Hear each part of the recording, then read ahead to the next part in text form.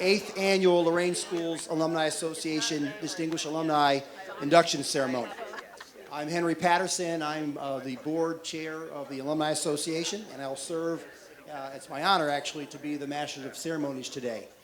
And it's hard to believe it's 8 years, but as I look around this room, what you see is Lorain. What you see is excellence.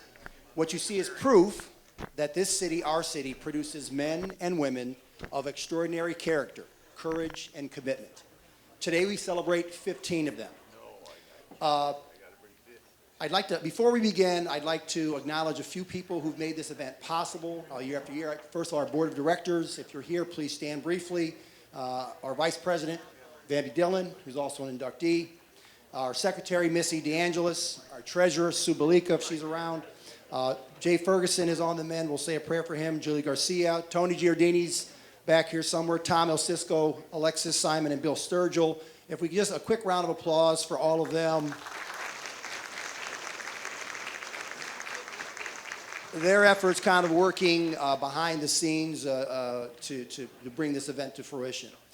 Your dedication means absolutely everything. We'd also like to thank every sponsor and patron who gave generously to make this celebration possible. I'd also like to take a moment, if all of our elected officials could please stand for a second and to be recognized. We appreciate you. If you're currently an elected official, please. Well, thank you, Judge. Thank you. Thank you. Also, if we could have any of our past inductees, of the Distinguished Alumni Hall, because if you please stand if you're a past inductee, we have quite a few here today.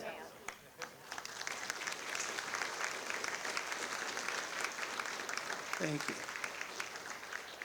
Also, if we could have any current or retired teacher, if you could please stand and be recognized. You're the reason why we're here today.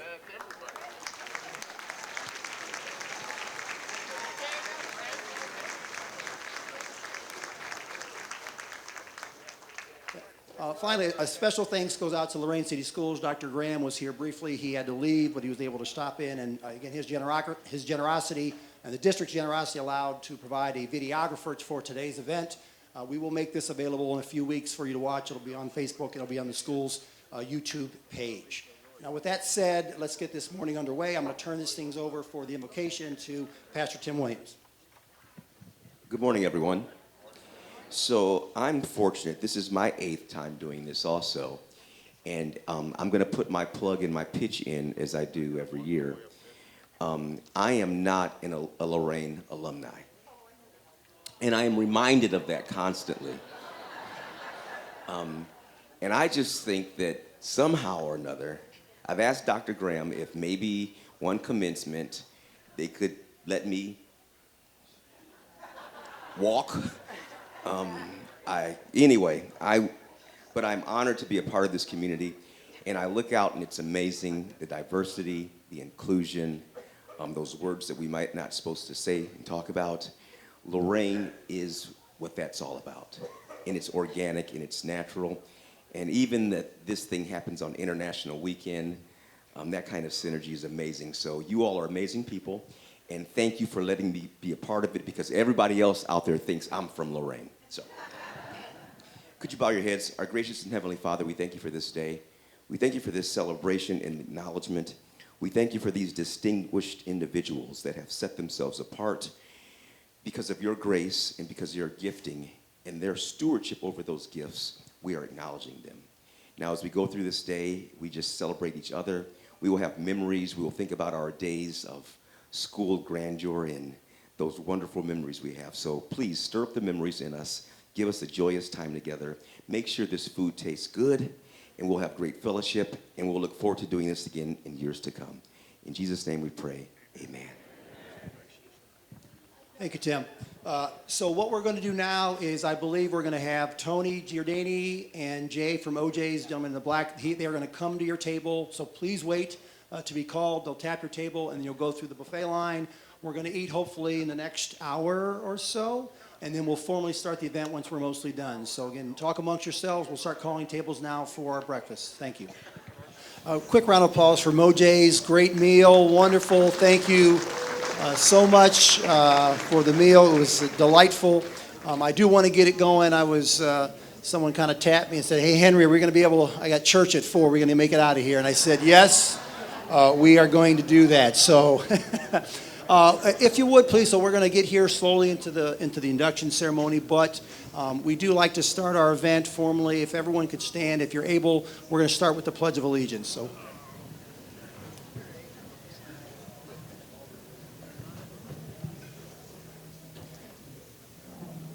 I pledge allegiance to the flag of the United States of America and to the republic for which it stands, one nation, under God, indivisible, with liberty and justice for all. Thank you very much. 250 years, wow, we made it. It is now my pleasure to welcome a man who needs no introduction, in this city anyways. A proud Lorain High graduate, class of 1967, a distinguished alumni inductee himself from the class of 2023, the mayor of the great city of Lorain, Mayor Jack Bradley.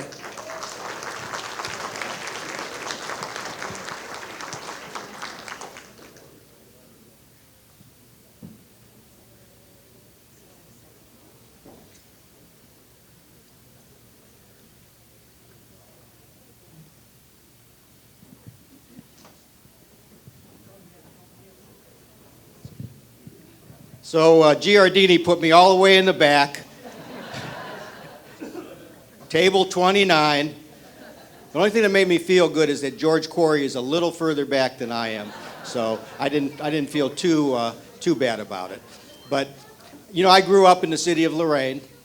I grew up on the corner of Euclid and Sterling, and between Sterling Road and Grant Street on Euclid Avenue, 3 young people grew up, Floyd Pico and Rusty Owens and Jack Bradley.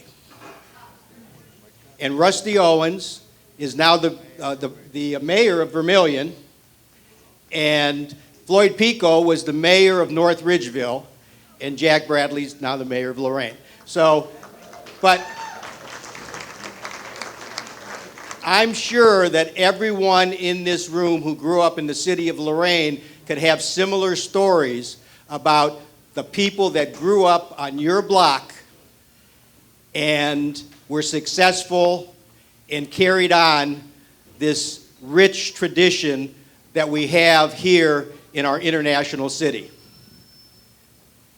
My daughter, Jacqueline, wrote a song called Hometown, and she said that, you know, she left town basically searching for gold. And then she turned around and found it in her hometown. And the people that are being inducted today are some of that gold that is from the city of Lorain, Ohio. And I want to thank and congratulate all the inductees today who have made us proud. You know, in Lorain we have a lot of diversity, but we just don't have diversity, we celebrate our diversity in this community.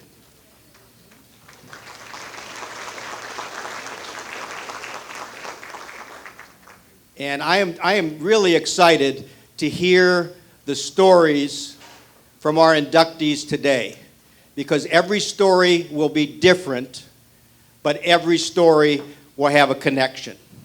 You know, when you come back to the city of Lorain, or if you have a class reunion, or if you have a wedding, one of the places you usually end up at is the Script Lorain, and you want to take a picture with your family and friends, but you also, and I'm glad that they do this induction ceremony during the International Festival, because it's something that we're all proud of. It's been going on for 58 years, and it brings people together, and it celebrates all the different nationalities. You know, I think we have between 50 and 75 different nationalities in the city of Lorain.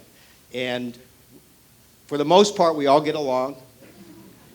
And we love each other. You know, when we get together, we'll talk about our favorite teachers, or we'll talk about, you know, our favorite athletic events, or we'll talk about where the best pizza was.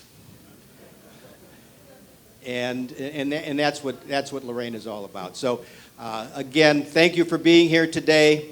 Thank you for being part of our international city, and thank you for celebrating the distinguished graduates that we have from our Lorain City schools.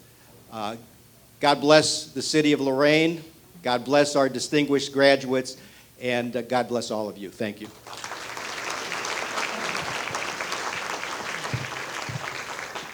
Thank you, Mayor Bradley. One more thing before we get into the actual induction ceremony. I do want to take a moment to honor the students. You know, part of what we're doing that goes in addition to honoring these distinguished alumni is also we have a scholarship fund as well. And each year the association has grown this fund, and thanks to the generous legacy left to us by a St. Mary's graduate, along with ongoing donations from our alumni community, we are proud to continue investing in our students and future distinguished alumni. Again, it's in the program. I just want to take a moment to say their names. They'll all be going to college next year. But Alicia Cruz, Leanna Davis, Riley Eustace, Folakemi Fasola, Addison Nazario, Leilani Sebastian, Jaden Velez, and Cora Waisaki are our recipients this year. If we could give them a round of applause as well, please.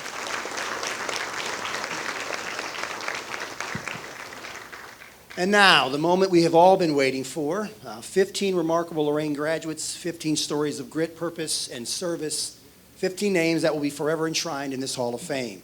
It is my profound honor to introduce them to you now. And so what I'll do is I will give a brief kind of a vignette from their, I'm not going to read word from the program. You can read the program. I'm confident of that. After I give my brief remarks, I'll allow them to come forward.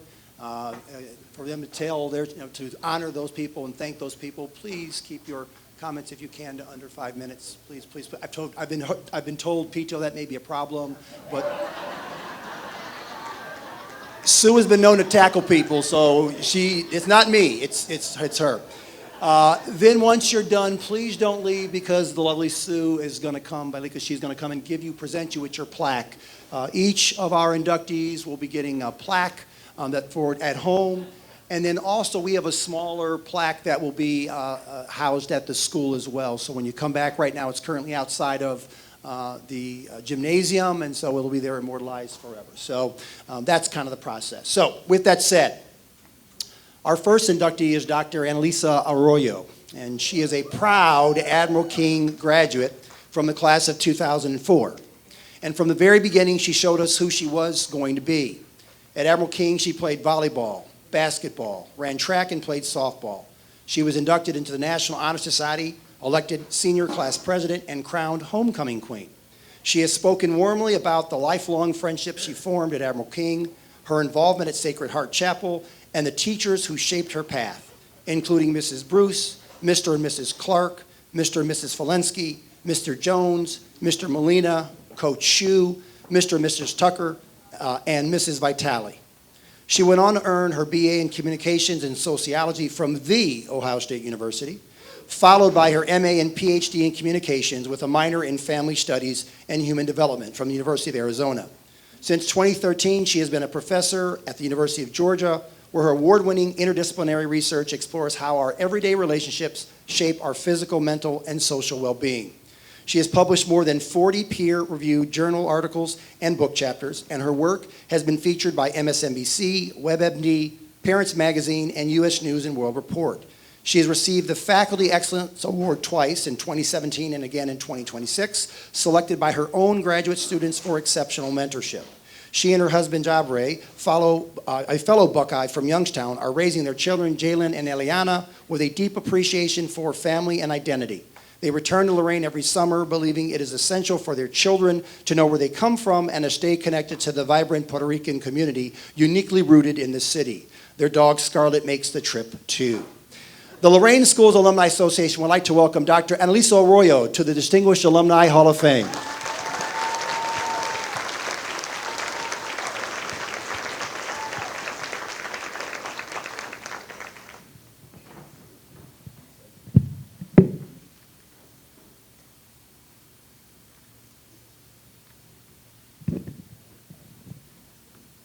Good morning. Okay.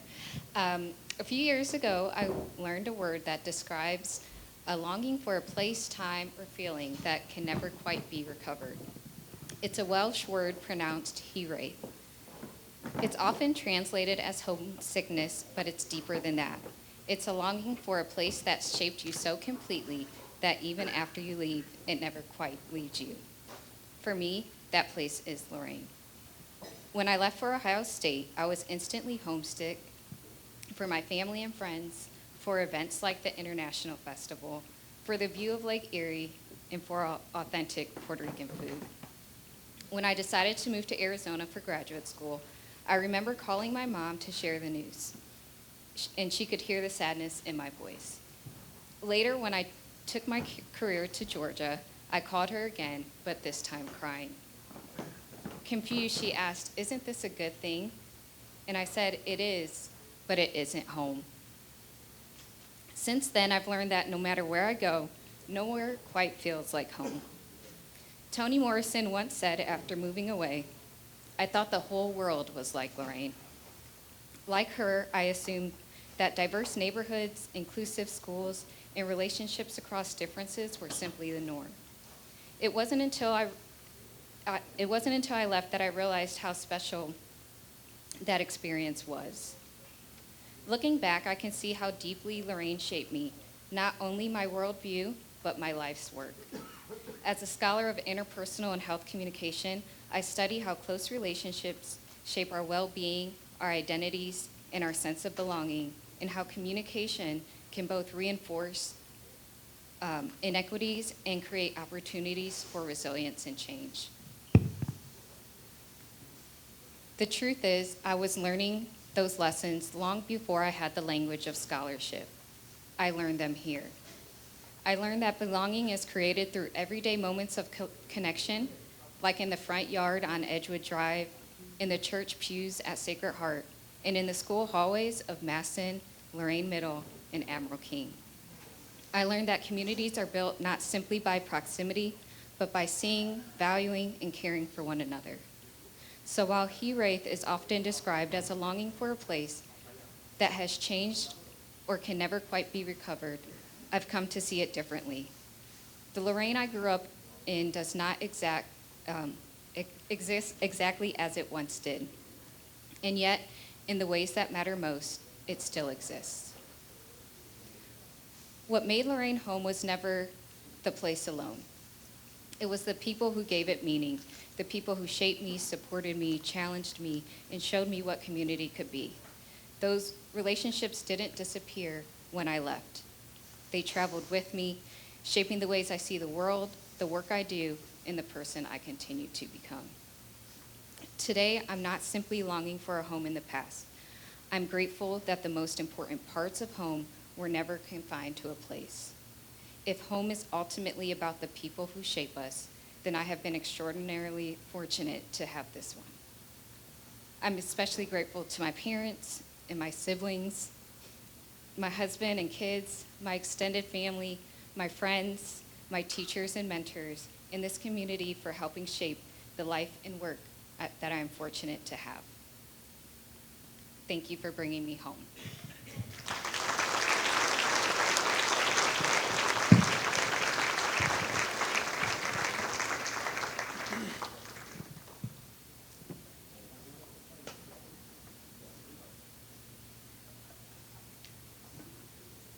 Thank you.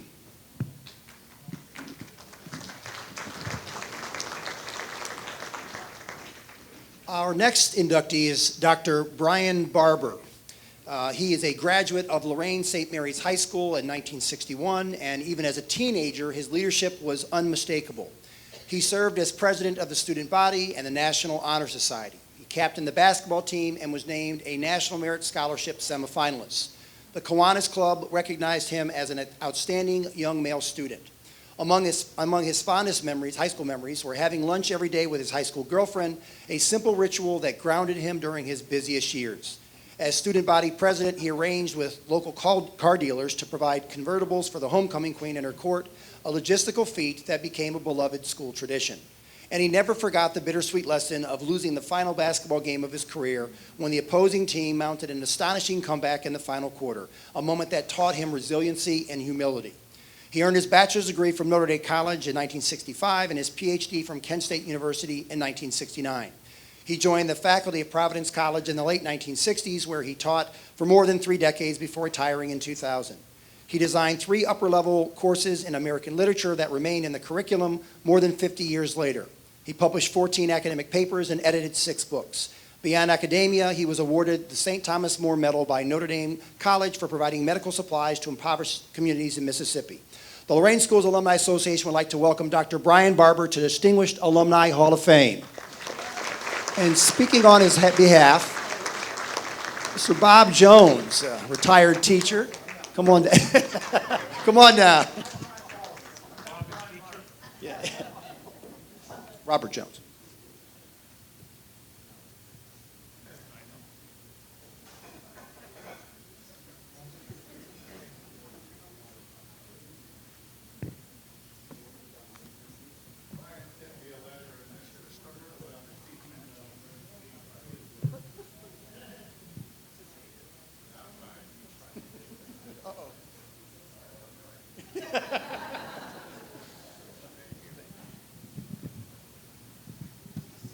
This is from Bryant. Lorain for me is a sacred place. In the years I grew up there, the late 40s and the early 60s were a blessed time. Though I have lived my entire adult life in New England in what I regard as exile. He thinks he's in exile and he's in New England. I have never ceased thinking of myself essentially a Lorainite. My outlook, my character, my achievements have all been rooted in and shaped by Lorain. A Lorain that tilts, I admit, a little towards the east side. That's where we grew up. So my theme today is gratitude. His grandparents came here, and his grandfathers both worked at, and if you're old enough to remember, the plant. They worked at the plant. And so between the two families, there was a lot of difference and a lot of diversity. His parents got married on St. Valentine's Day in 1942.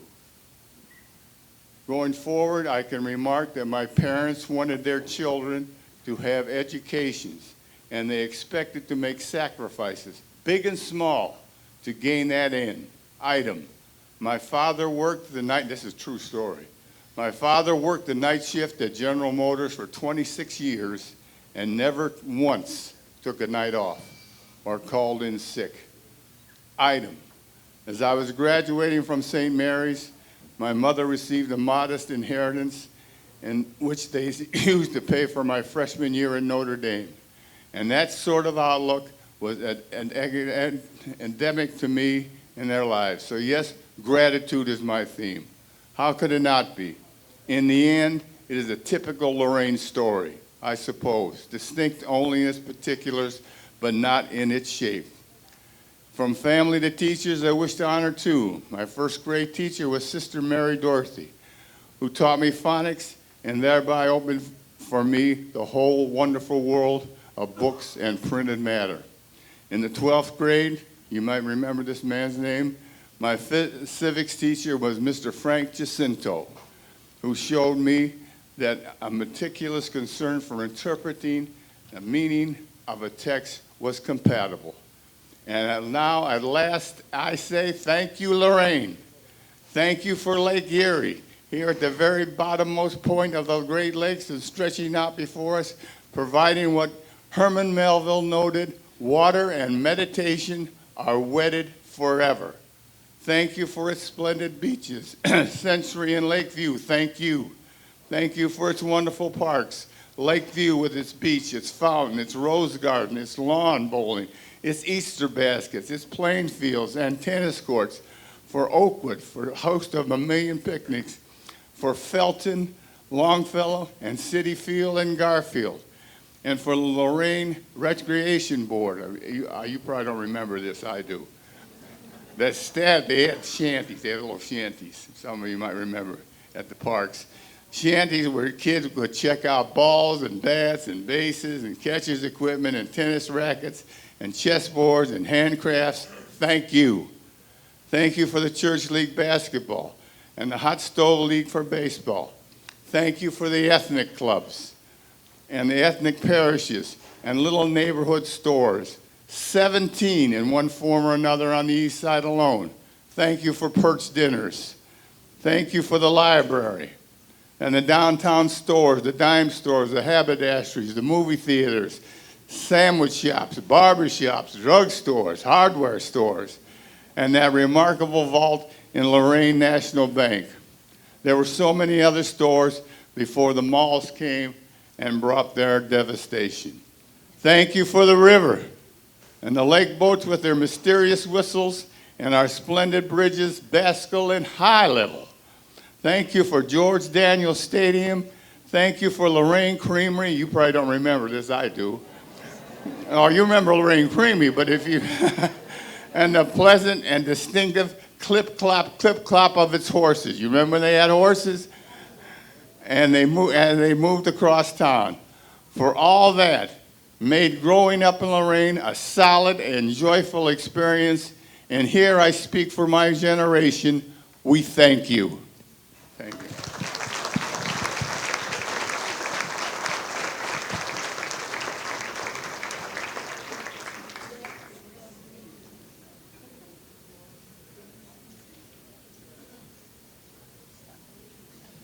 Thank you, Mr. Jones. Gotta love these stories. Gotta love the stories, all the memories coming back. Our next inductee is Dr. Marilyn Bombac. She was born and raised in South Lorain as the eldest of 11 children, 6 boys and 5 girls. She attended St. Stan's Elementary and Whittier Junior High before graduating from Lorain High at just 16 years old, having skipped the 5th grade. Her mother was also a Lorain High graduate and taught Marilyn the school's alma mater before she even set foot in the building. She later discovered that her bookkeeping teacher, Mr. Newman, had also taught her mother years earlier. At Lorain High, she served as a principal's aide, teacher's aide, and library aide, and was inducted into the National Honor Society. She went on to earn degrees from the Northern Virginia Community College, George Mason University, the University of Hawaii, and ultimately a PhD in educational leadership from the University of Nebraska at Lincoln. She also completed the Executive Leadership Development Program through the Office of the Secretary of Defense and later served on its faculty. Her career took her from the Pentagon, where she served as personal staffing specialist, to the elementary classrooms in Virginia, to assistant principal in Florida, to the director of military child development centers in Hawaii, to director of the Leadership Institute and Strategic Command in Nebraska. She earned Teacher of the Year, Civilian of the Year, and Meritorious Service Awards along the way. She and her husband, Ray, an Admiral King graduate, share more than 55 years of marriage. They are proud parents of Kathy, Ray, John, and grandparents of Sarah, Anna, Lindsay, and Brett. Since returning to Lorain, Marilyn has remained active through St. Peter's Church, the League of Women Voters, 100 Women Who Care, and the Lorain Historical Society. As she herself says, life is good. The Lorain Schools Alumni Association would like to welcome Dr. Marilyn Bombac to the Distinguished Alumni Hall of Fame.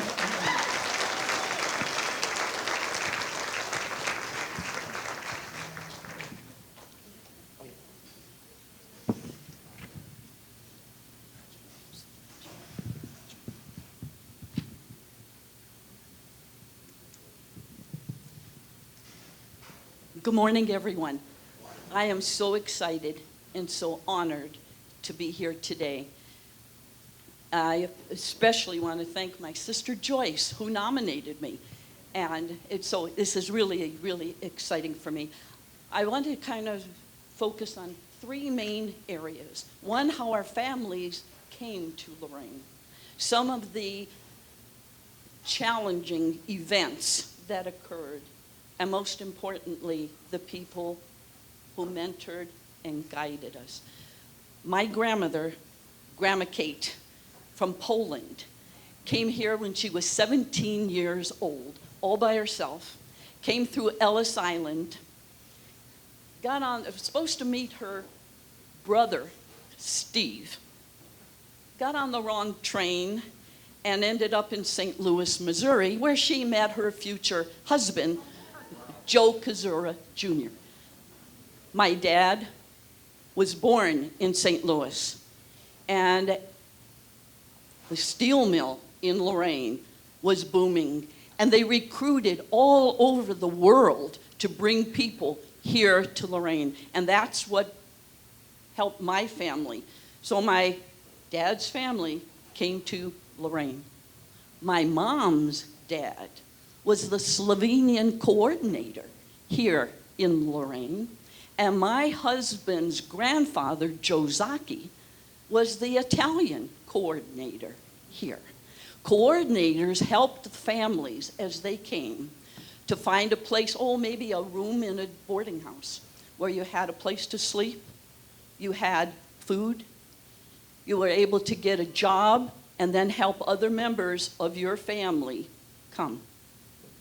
My mom was 10 years old now, and she said that year they moved into their brand new house in Lorain at 219 East 26th Street, which is still there.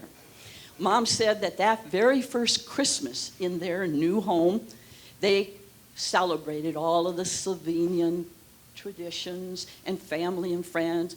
And on Christmas night, they gathered in the living room, the 5 children and their mom and dad, for a quiet evening while her older sister played the piano and the older brother played the violin.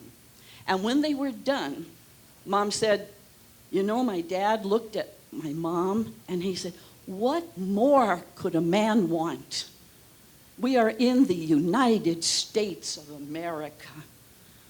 We are in a brand new home. And tonight, our children played without missing a note. What more could a man want? And little did they know that that night he'd be asked to come to the mill to substitute for someone else. And there was a big explosion and he was killed. My mom and dad were on a honeymoon in Niagara Falls the same week that Japan decided to bomb Pearl Harbor. So things happen. My mom is born and raised here in Lorain. Went to Garfield, Hawthorne, Lorain High School, and graduated from Lorain Business College. Mom taught me the Lorain High School alma mater the summer before I went to Lorain High. Oh, I was so excited about that. And one of my important jobs while I was here, I was 19 years old, and Mr. Lang from Harrison Elementary School hired me as a secretary librarian. Now, it was not like a real librarian, it was a clerk. Okay. But the first day on the job, Mr. Lang said, Miss Koziura, he never called me Marilyn. Miss Koziura, when that phone rings and you pick it up, you are the voice of Harrison Elementary School. When people come into that office, our office, you are Harrison Elementary School. I learned more customer service from Mr. Lang. And you know, at that time, Mr. Lang, he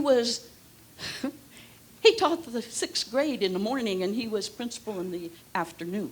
So it's just an interesting piece when you think how that all had changed.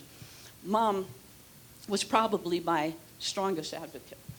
I must have been in my early teens, maybe 13, 14. I don't remember what incident caused her reply.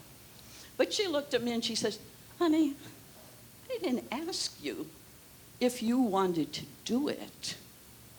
I asked you what is the right thing to do. And that has been my compass my whole life. I am the oldest of a large family. And my brother Joe is the oldest of the boys. And we were supposed to be the example to our younger siblings. And I'm extremely honored. All my local siblings are here today. Joe and Joyce and Walt and Rick and Ron and the other ones that are up in heaven and mom and dad looking down are very proud that we still come together because we realize how important that is. My husband, Ray Bombac, oh my goodness. We were together since we were 17 years old, married over 50 years. Love of my life. Now this sounds kind of pompous and I don't mean it to be. Oh, he was good looking. And he was smart. And he was the best dad that our children could ever have. I became a better person because I was married to him. And he became a better person because he was married to me. And life doesn't get any better than that. And we were blessed with 3 wonderful children who are also here today, Kathy, Ray, and John. And we have 4 grandchildren. I mean, it just, when you think about it, it is just absolutely wonderful. But I want to conclude by using a poem that I discovered at the Washington Post in the 70s when we were stationed at the Pentagon. And it kind of captures what we're trying to talk about today. It's called A Pleasant Mile. People come into our lives and walk with us a mile. And then, because of circumstance, they only stay a while. They fill a need within the days that move so quickly by and then are gone, beyond our reach. We often know not why.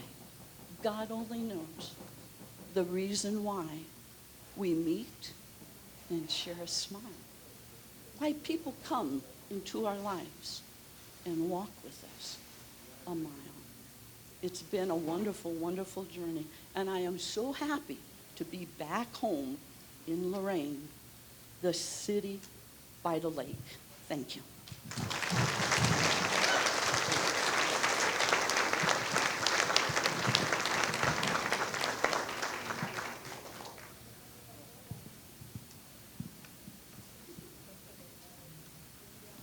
Thank you. Our next inductee is Dr. Kenneth Bryant, Jr. Dr. Bryant is an Admiral King graduate from the class of 2004, and he brings with him a remarkable range of talents.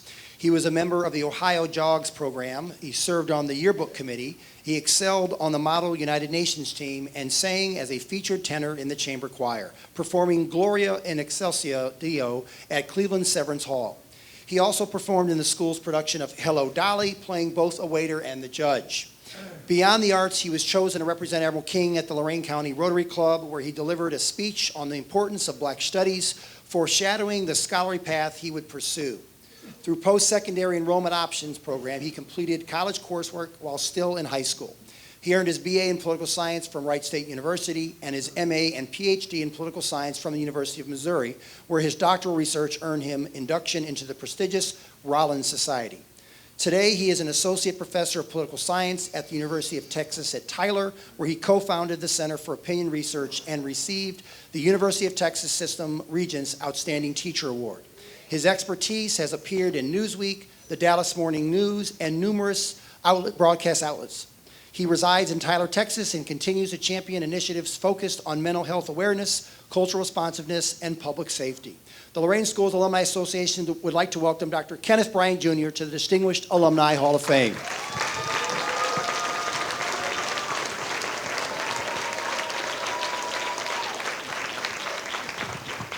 Good morning, y'all. If the Lord's willing, I'll turn 41 this November. And I hope my life and my work stretch far beyond that marker, that there's still purpose on me, waiting on me, still some good left to do. But whatever the future holds, what I'm not going to do is pretend that I arrived this morning on my own steam, by grit alone, by some myth of being self-made. I didn't get here alone. And in moments like these, that's what I choose to center. I was privileged to be raised by working people who believed in education and took that belief seriously. I was educated by people who showed up early and stayed late and poured their wisdom into a kid who didn't yet know what he'd become. So I want to spend my time honoring a few LCS educators who shaped and sharpened me into the educator and the man that I am. I'll start with Mr. Bob Jones. He turned his classroom into a game show and history into something you could get excited about. The past was never dusty or distant with him. It lived and argued and was endlessly fascinating. He showed me that joy is a doorway to learning. Because of Mr. Jones, I know that the lessons that last the longest are the ones we first fall in love with. Mr. Richard Falk understood that ideas don't always arrive politely. Sometimes they come through, and there's no other way to describe them, crazy movies, through questions that linger long after the school bell rings. He used cinema as a provocation. There were no easy answers, just questions, always questions. Question behavior, question authority, question power. He taught me that education isn't about supplying certainty. It's about demanding thought. Mrs. Trina Felinsky literally unleashed her students. She handed us cameras and said, go make something. And that was liberating for a kid like me. Learning by creating is learning that sticks, has followed me through every chapter of my life. And Mrs. Felinsky has a special place in my heart because she saw me, a quiet kid with a hesitant voice, and she nudged me to the front of the room toward being heard. And then there's Mrs. Donna Garwell. I walked into her class convinced I was a brilliant writer. First drafts only, no revisions. She swiftly cured me of that delusion. She handed back one of my papers soaked in red ink, and it hurt my little feelings. But it saved me because she taught me both an academic and a life lesson.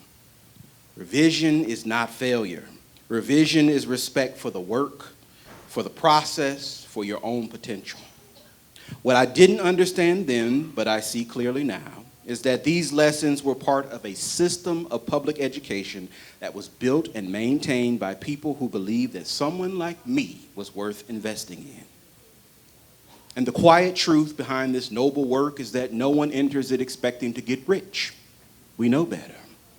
But educators trade in a different currency, and it never depreciates. It shows up years later in a message that simply says, thank you. Thank you for giving me grace. Thank you for pushing me. Your class changed my life. That's a rare kind of compensation, and that's the paycheck that lasts. So today I want to pay my debt to these fellow educators in a way that resonates. To Mr. Jones, to Mr. Falk, to Mrs. Felinsky, to Mrs. Garwell, to Ms. Petty, to Mr. Osisco, to the countless public school educators who poured into me. You know who you are. Thank you for seeing me. Thank you for believing in me. Thank you for demanding more from me. And thank you for lighting the way. I'm here in no small part because of you. And it's my firm belief that the debt I carry is not just one I repay backwards, it's one I'm required to repay forward. This is the obligation every generation inherits, to honor what was built for us and build something worthy of those who come after us. I'm not self-made. I'm support-made. I'm public education-made. I'm Bryant-made. I'm Rainey-made. I'm Aquatree-made. I'm Mills-made. I'm community-made. I've inherited what was built by those who came before me, and I honor their sacrifice, their courage, their endurance, their grit, and abiding faith. Me, I'm simply living proof of that humbling truth. There, but for the grace of God, go I. So I am humbled, and I thank you for this honor.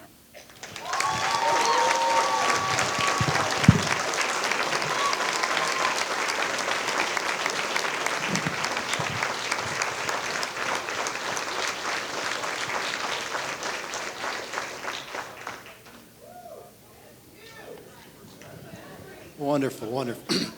Thank you again. Our next inductee is Robert Peto Carrion.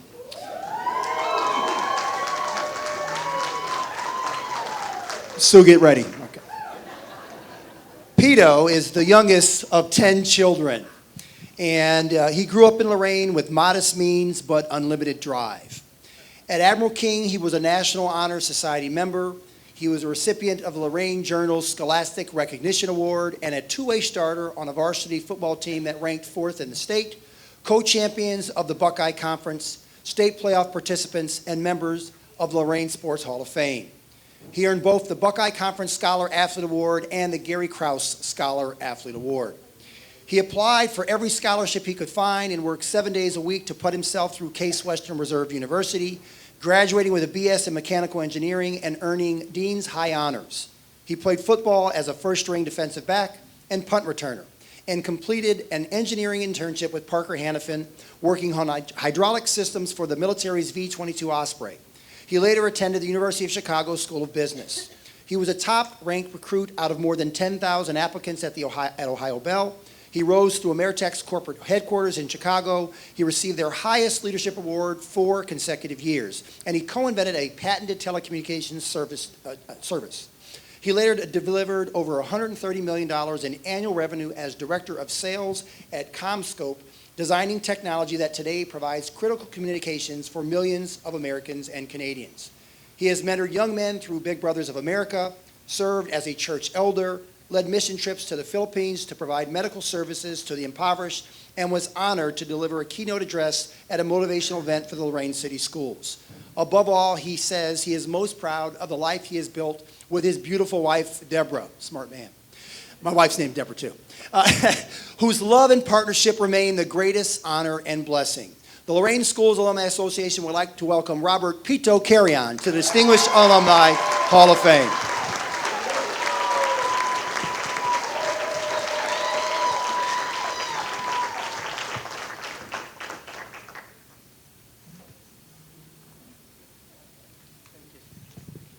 Well, good morning, everyone, and congratulations to this year's honorees. It is truly a privilege to be inducted alongside each of you. So twice already this morning I've been asked, what exactly is a Peto anyway? And do I prefer to be called Peto or Roberto? So in Spanish, my name Roberto is pronounced Roberto. In Puerto Rico, when you're speaking about a child named Roberto, it's common to pronounce his name as Robertito, which is what my parents called me as a child. My brothers and sisters, however, shortened it by nicknaming me Pito. Later at Charleston Elementary School, the kids pronounced it as Peto, and the nickname has stuck ever since. It wasn't until I began my career I began using my formal name, Roberto. That being said, no one outside of Lorain knows me as Peto. They all know me as Roberto, and I'm good with that. But when I'm back home in Lorain, I still go by Peto or Peto because it reminds me of my cherished roots. Okay, with that out of the way, first and foremost, thank God for this honor, because it was He who placed the right people at precisely the right times into my life. Thank you to my family for your love and support, including my cousin, Carlos Pinheiro, who's been my partner in crime since we were toddlers. Today's honorees will agree. There would be no distinguished alumni without Lorain's exceptional teachers. We cannot express our gratitude enough to our amazing teachers. And I was also very fortunate to have exceptional professors at Case Western Reserve University, such as Chris Butler, Space Shuttle astronaut Dr. Joseph Prawl, Dr. Bruce Iganaga, and Dr. Ignacio Ocasio, a graduate of the University of Puerto Rico and a man who deeply cared for his students. Like most teenagers growing up in Lorain, I was heavily influenced by my friends. And 3 of them were Mark Hickman, Mark Orlandi, and Dan Petticourt. For example, during our high school years, during the summer, we attended summer school. Not because we had failed classes, but rather we wanted to get ahead to improve our chances of getting accepted into college. Now, before I began hanging out with those guys, if anyone had asked me, hey, Peto, are you going to go to summer school? My immediate response would have been, what are you smoking? Summers are for playing basketball, not for going to school. But there I was, each summer morning, walking to school. And why did I do it? Because Mark Mark, and Dan did it. And if it was good for them, then it had to be good for me. I'm grateful God put friends like them into my life because they reinforced the importance of academics. And a quick side note to that story, 2 of our summer school teachers were Bob Jones and Harvey Herrmann, 2 teaching icons who are members of this Hall of Fame and who are both with us this morning. Bill Moore, affectionately known as Cheeks, and a dear friend since high school. His work ethic and his enthusiasm are off the charts. You're a good man, Cheeks, to the core of your soul. Mike Perry, my best friend since the 6th grade. He's a loving husband, a devoted father and grandfather, professional fireman, an amazing cook, and an exceptional craftsman. Even Bob Vila calls Mike Perry for construction advice. Mike, I will always cherish our friendship. Admiral King's football coaches, Tom L. Cisco, John Nesbitt, John Wolf, Barry Buck, and Bill Provident, may he rest in peace. 5 great men who improved my game, and more importantly, improved my life. I'm honored that they're here today, including Coach Provident's wife, Shirley, and daughter, Lisa. Don Chanel. Don Chanel, late director of financial aid at Case Western Reserve University. His son, Mike, is here today. Mike, if it wasn't for your dad's dedication and commitment to the university students, it would have been financially impossible for someone like me to go to Case. Your dad was a father figure to so many of us on campus, and we are forever grateful to him. We love him. In 1992, I made one of the most rewarding decisions of my life by becoming a mentor in the Big Brothers of America program. The very first person I mentored, Louis Hendon, was a student at John Adams High School in Cleveland. He later followed in my footsteps, earning a degree in mechanical engineering from Case. When Louis graduated from high school, he mailed his senior photo to me, and he wrote this on the back of it. Roberto, you have added a very special and important, I'm so nervous. Roberto, you have added a very special and important part to my life. Thank you for being there and for caring. You have become more than just a mentor to me. You have become my friend. Keep in touch. 34 years later, Louis and I are still in touch, and he's here today. Louis, thank you for allowing me to be a part of your beautiful family for so many years.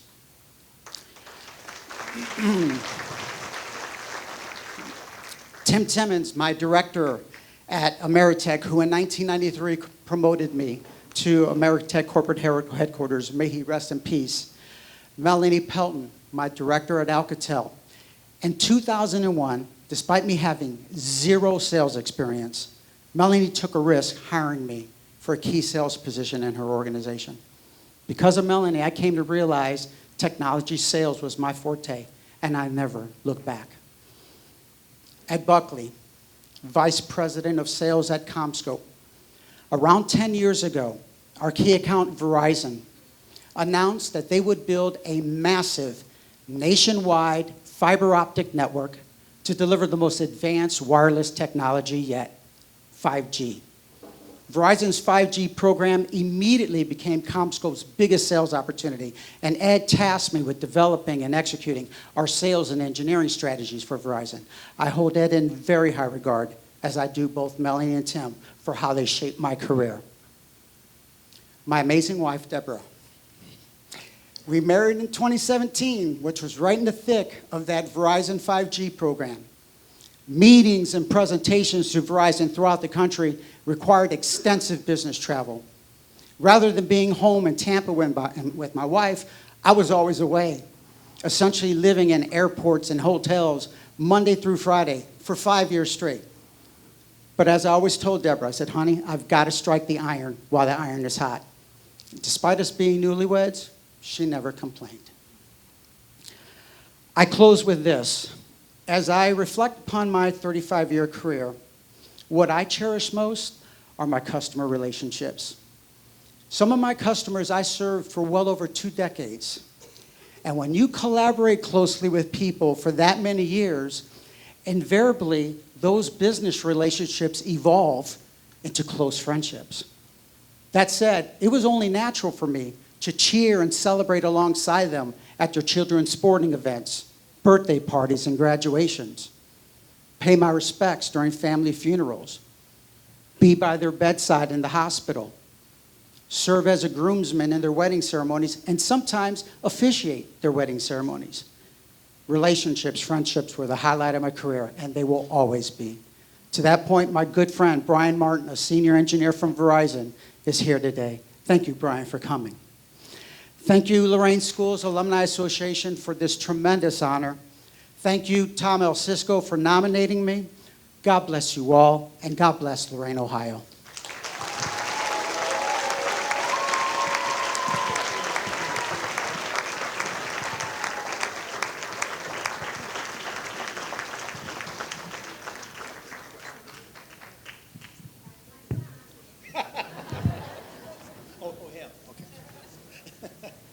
Okay, now I want you all to know that introducing this next person is a little surreal for me because she is the vice president of our organization. She's been helping us plan this event for a long time. She is a thorn in my side, none other than Miss Bambi Dillon. She's probably the one that doesn't need any to say anything because everyone knows Bambi. Anyways, Bambi is a proud Lorain High graduate and National Honor Society member. She began her professional journey as a secretary for the Lorain City Schools and went on to build an extraordinary 40-year career in industrial supply. 20 years with Coal Myers and another 20 with Bostwick Braun, where she held responsibilities in shipping, receiving, purchasing, sales, and auditing. She served on the company's board of directors, earned a prestigious Kind Heart Award, and was named Employee of the Year. Beyond her career, her fingerprints are all over this community. She has served as president of the Lorain Business and Professional Women's Club, Altrusa Club, IAV Ladies Auxiliary Post Number 1, Lorain Southview Adult Athletic Boosters, Lorain Admiral King Adult Athletic Boosters, and Lorain Sports Hall of Fame. She has chaired levy campaigns for Lorain City Schools, volunteered for the YWCA, served as the secretary of Lorain Youth Baseball, and is currently treasurer of the Lorain International Association and a meritorious board member of the Lormet Community Federal Credit Union. She has been inducted into the Lorain Youth Baseball Hall of Fame and honored with the Community Service Award by the Lorain Sports Hall of Fame. She shares this remarkable journey with her husband, Bill, who is very proud of her today, and we can all see why. The Lorain Schools Alumni Association would like to welcome Bambi Dillon to the Distinguished Alumni Hall of Fame.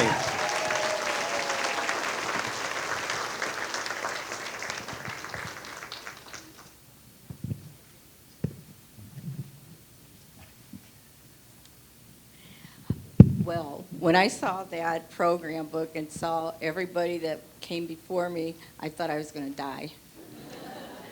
Everybody had DR in front of me. And here's little old Bambi Dillon from the east side of Lorain, Mayor Bradley, right down the street from you, corner of Euclid and Lincoln. And I still live on the east side. I didn't venture too far because I love the city of Lorain. I love the east side. I love volunteering and helping people. And everybody knows the word that I don't know is no. So I always say I need to have a secretary because I start my days like 4 or 5 in the morning, and I don't get done sometimes until 10, 11, 12 at night because I consider my volunteer work just as if I have a job. And that's how I operate, and it all comes from my family. My mom and dad were wonderful. You know, we didn't have a lot, but we never wanted for anything. You know, we were happy to have clothes on our back, a nice home, and food in our tummy. But my mom and dad always taught us to give back to the community that you live in. And that's what my whole family does. I feel very fortunate. I come from a large family, Dimacchias, Rossos, Gloriosos, Provenzas, and then on my other side, Tomaszewskis and Zakrajciks. So I have Italian, Slovenian, and Polish in me. So that's a combination, boy, when I get fired up. And so I have my family here, which I'm very proud of, because once you're my friend, you're my family, and I'll do anything for you. My family, my siblings, my nieces and nephews, then my friends, they call themselves my bonus family, which is the Pagan family, and you know how large they are. And by the way, Munchie, happy birthday today. And then last but not least, my Italian family here at the Italian American Veterans Post 1. I've become close to every single one of them, and there's a group of ladies there that I love all them, and they know that. But really, I enjoy my life, and I'm very honored to get this award, even though I don't do everything to get an award. You know, so I just do ask that everybody that has time, give back to your community. I always look at how I give back. I look at how many seconds, how many minutes, how many days in a year. And I can't believe that people just can't give a little bit of their time. You don't have to give money. They don't always looking for money. They're looking for people to help them. And I also believe, because I've been doing, I think the school levies is like 23, 24 years. And I believe that the city of Lorain children deserve the best. And they do have the best. We just have to make sure everybody knows we're the best. We offer more studies to our children than any of the surrounding communities. And we should be very proud of that. And I worked with a lot of teachers and administrators, and we do have the best here. Then I'm going to end it because I have a wonderful husband and a lot of girlfriends over there for him. Because they all are, you know, they love him, I think, more than they like me. And, but anyways, he is always by my side. He always encourages me. He never gets mad, because really, like, I'm hardly ever home, but that's probably what he likes.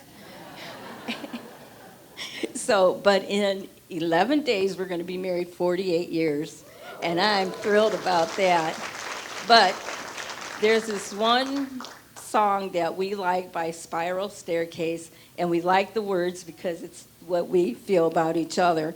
And it says that I love you more today than yesterday, but not as much as tomorrow. Thank you.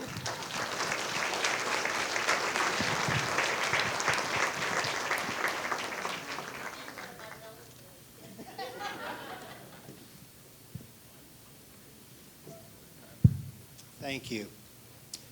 Our next inductee is Dr. J. Gargus. Dr. Gargus graduated from Lorain High in 1969, and he looks back with particular warmth on the teachers who shaped him. Mr. Delmar Wright, Mr. Graziano, Mr. Hansen, whose operettas he performed in. He was a student council member, an honor roll student, and basketball player.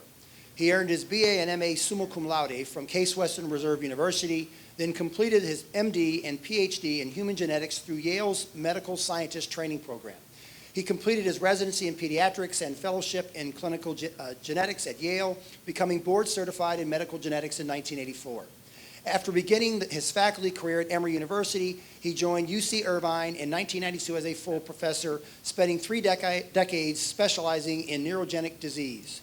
A 2012 lecture at the National Academy of Sciences inspired a $28 million philanthropic gift that launched UCI's Center for Autism Research and Translation, which he directed, assembling 60 faculty to pursue autism treatments. He also led landmark first-in-human clinical trials for Wolman syndrome, contributing to FDA approval and an $8.4 billion pharmaceutical acquisition. After retiring from UCI, he joined NeuroCure as founding scientist and chief scientific officer. In January 2026, NeuroCure launched a clinically validated autism risk assessment test available from as early as birth. He was recognized as Physician of Excellence in Medical Genetics by the Orange County Medical Association every year from 2010 to 2019. He and his wife, Ellen, have been married 50 years and are the proud grandparents of Milo and Maeve. Though he no longer has family in Lorain, he will tell you that the classrooms, friendships, and operettas remain very much a part of who he became.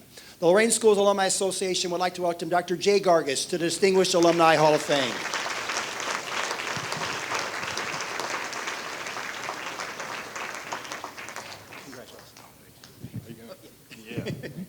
Thank you very much.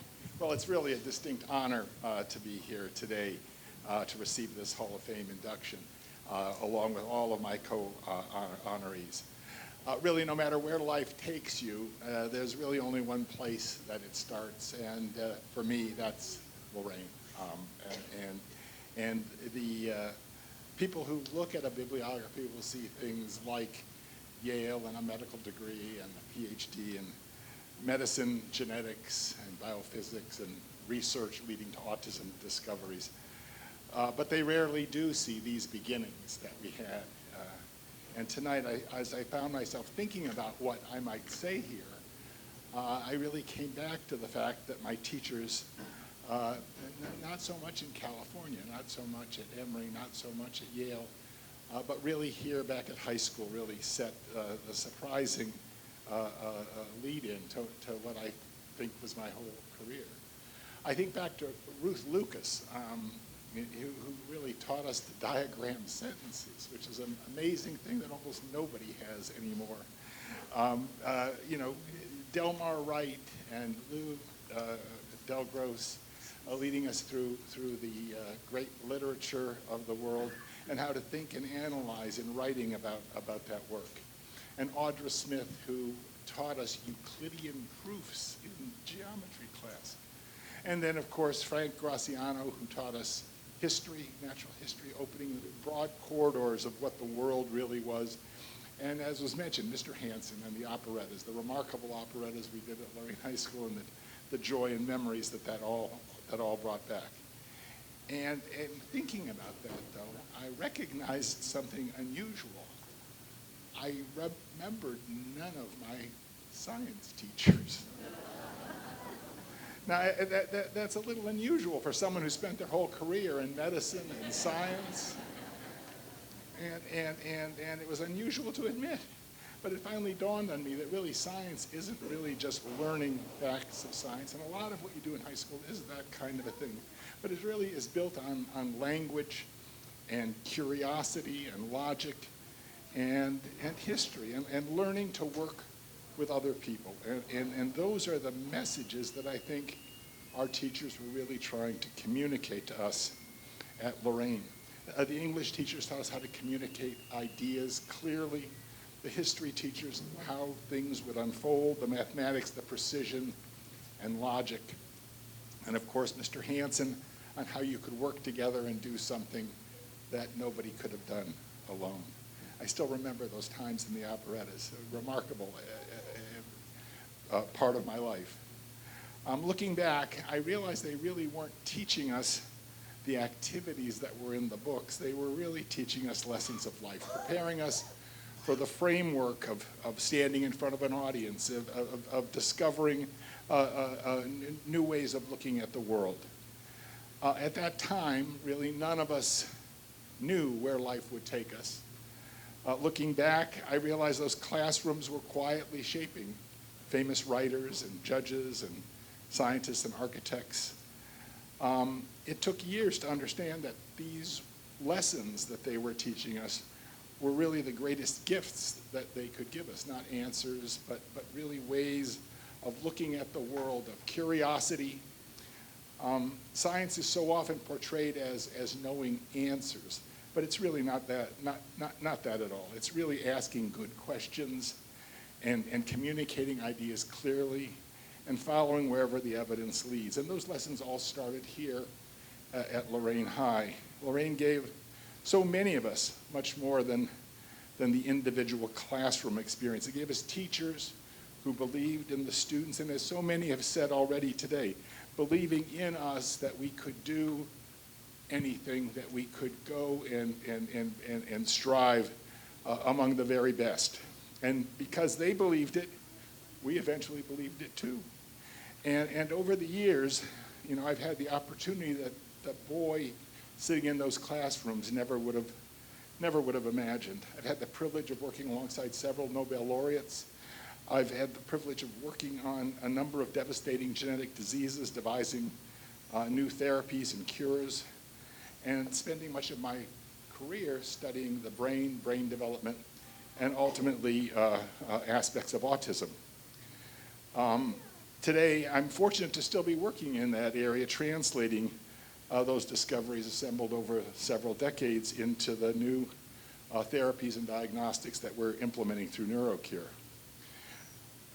But every accomplishment depends on the foundations laid much earlier, before the publications, before the grants, before the patients, long before the lectures around the world and working in the laboratories.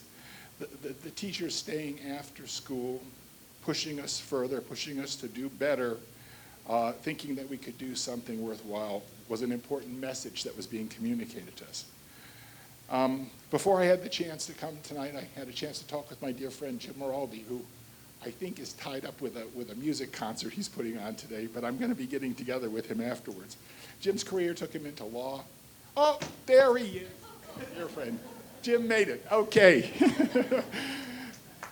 His career took him to law and public service, mine to medicine and science. Others in Lorain became famous writers and teachers and engineers and architects. Very different lives, very different paths. But we all grew up in the same city whose teachers believed that children could accomplish extraordinary things. And looking around tonight, I'm reminded that that education doesn't end with one student. It echoes through families and across generations. Tonight is especially meaningful to me because I can share it with my own family.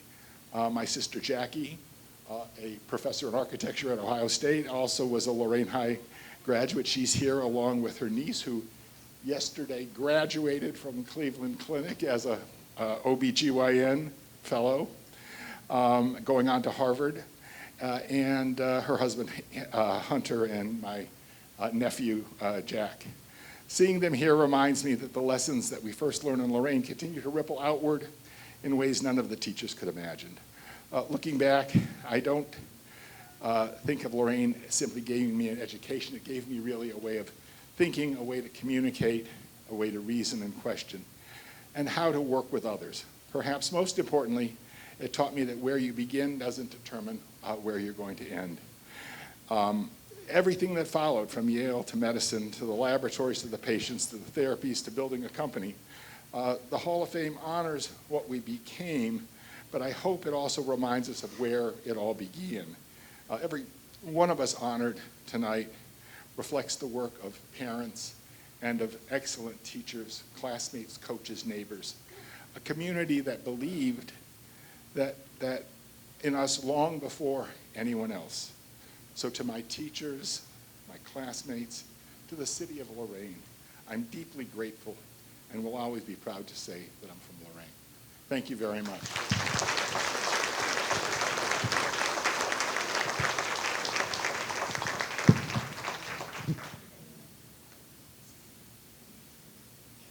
Well, my parents were photographers.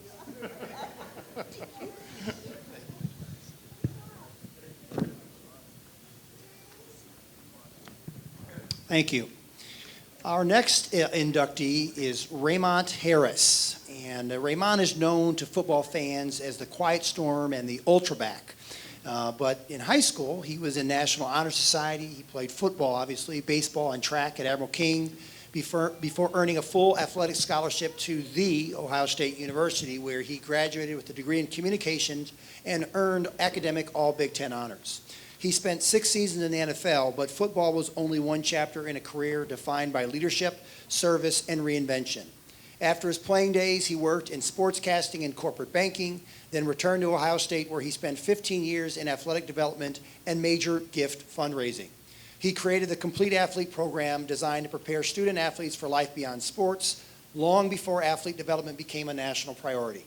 In 2022, he founded Elite Mindset and Performance, a leadership and performance development company, which he works with athletes, educators, executives, and organizations across the country. He is the author of Control the Controllables, Mindset, Pressure, and the Power of Control. He founded the Jean and Raymont Harris Foundation, dedicated to supporting families impacted by maternal health challenges, named in honor of his mother, Jean Harris, who passed away while giving birth to him. The philosophy at the center of his life's work is simple. Pressure is constant, control is limited, and performance improves when people learn to focus on what is actually theirs to control. The Lorain Schools Alumni Association would like to welcome Raymont Harris to the Distinguished Alumni Hall of Fame.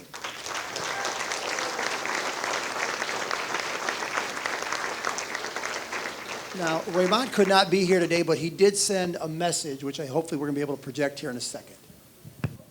My name is Raymont Harris, and I'd like to say thank you to the Lorain Schools Alumni Association for this award. I really wanted to be in that room with you today, but since I can't be there, I at least wanted you to hear my words. When I found out I was getting into the Distinguished Alumni Hall of Fame, my first thought wasn't about football or Ohio State or the NFL. My very first thought was, there is no way that that kid from Lorain would have ever believed that something like this was possible for him. That kid, he was just trying to figure out life, just trying to survive. A lot of people don't realize this about my story, but my mother died 4 days after I was born. Her name was Jean Inez Harris. And my father, Rami Harris, held our family together when he had every reason not to be able to. But preparing for this award really helped me realize that my pops didn't do it alone. My big sister, Rhonda, she stepped in. Families and friends from across the city, they stepped in. Teachers from different schools, they stepped in. Coaches, they stepped in. And I realized Lorain helped my father raise me. So this is not an award from a place that I'm from. This is a genuine thank you to the people who stepped in and refused to let one loss become more than it had to be. And one of my biggest thank yous goes to my man, my guy, Harvey Herrmann. I was a really good athlete, and I knew it. But the work wasn't paying off the way that I thought it should. So I started to doubt myself. I started to lose confidence. Harvey Herrmann wouldn't let me. He refused to let me quit on myself. And that changed the direction of my life. So it's really cool that his son, Doug, is sharing the same honor in the same class at the same time as me. Sometimes things don't go as the way you planned. And for a long time, I fought against that type of energy. But the biggest lesson that I've learned was this. You don't get to choose what happens to you. You only get to choose what you do with what happens to you. I built a whole company on it, EMP. I wrote a book about this. It's called Control the Controllables. Not because I mastered it, because I needed it. Lorain taught me that. So, to the students coming up in Lorain right now, nobody's gonna give it to you. Yeah. And that's good. The things you earn become part of who you are. To the teachers and staff still showing up, still planting those seeds, I am what you planted. Please, please keep planting. You don't always get to see what it becomes. I'm what it becomes. And to the Alumni Association, thank you for this honor. And thank you for protecting the stories that tell this city who it really is. I've worn a lot of uniforms over the times. The Hawthorne Boone Cowboys, the Admiral King Admirals, the Buckeyes, the Bears, the Packers. But before any of those jerseys, I was just a kid from Lorain, a kid that this city raised. And I'm so proud to say, I'm still him. And I always will be. All right. Thank you so much. I really appreciate it.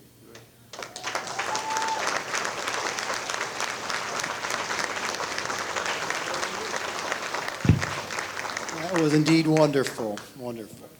Our next inductee is Dr. Douglas Herrmann.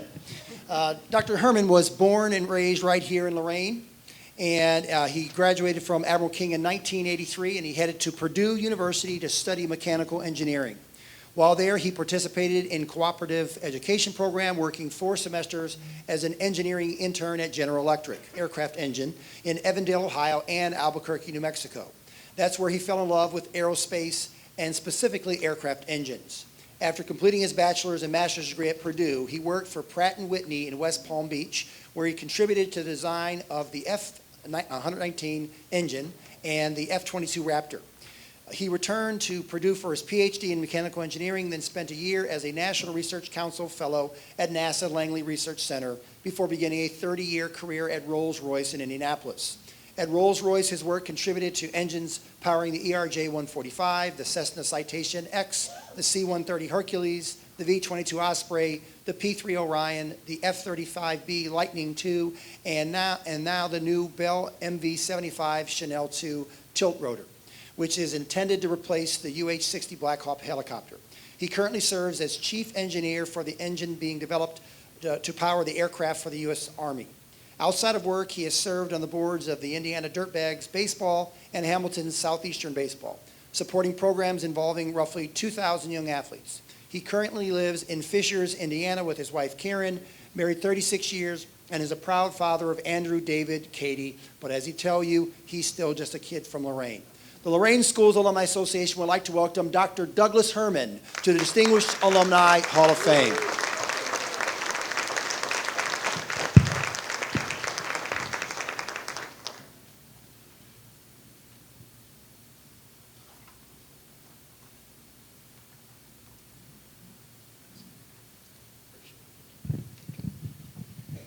Yeah, hopefully I won't get emotional. Raymont does that to me on occasion. We've known him since he was, well, a lot younger than we are now.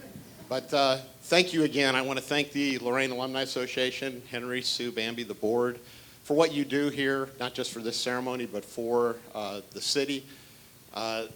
There's so much about Lorain that's about growing up here, about the schools and the great stories we've heard from the other honorees.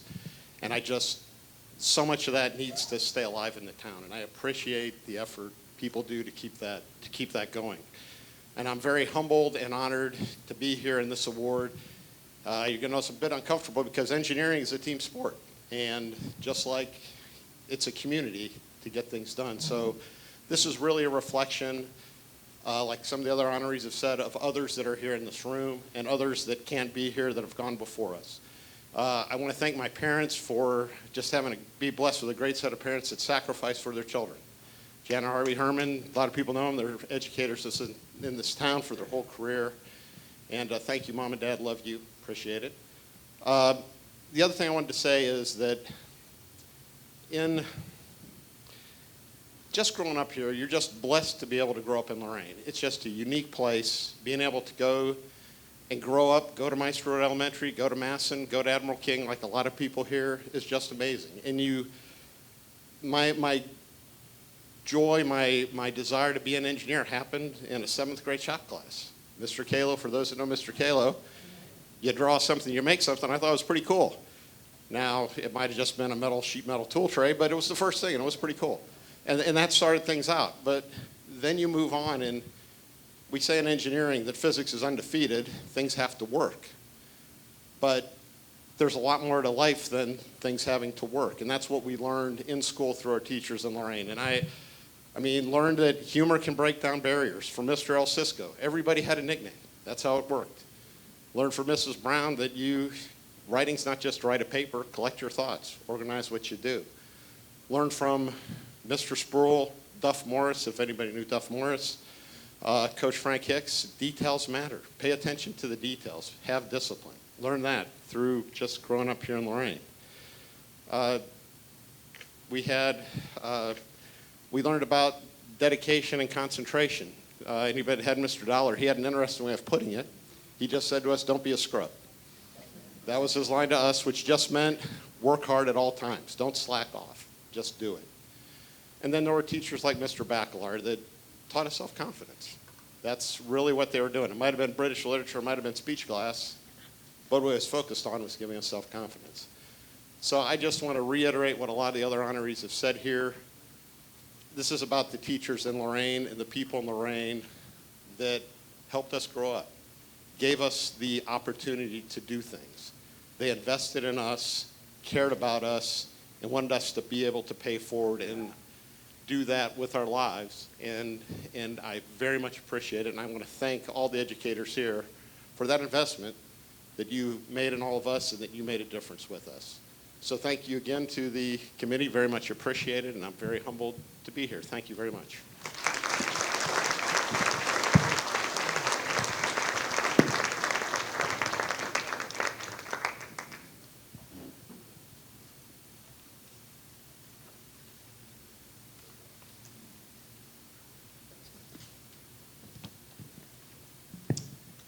Dr. Thomas G. Jama is our next inductee, and he is a 1984 Admiral King graduate.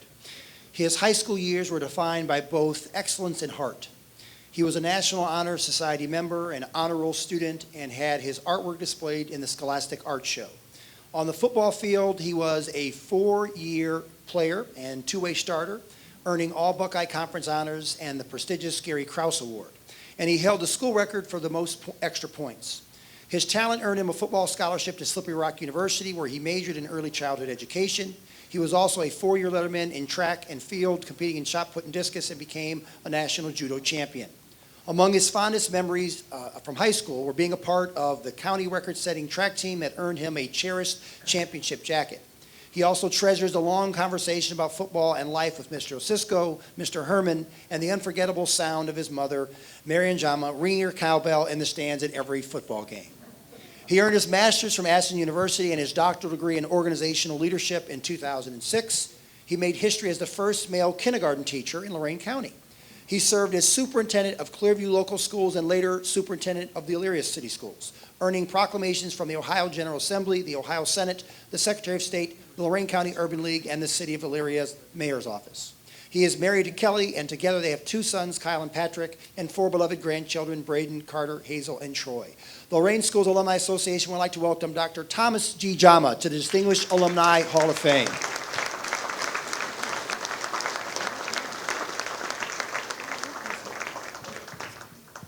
It's coming from the back.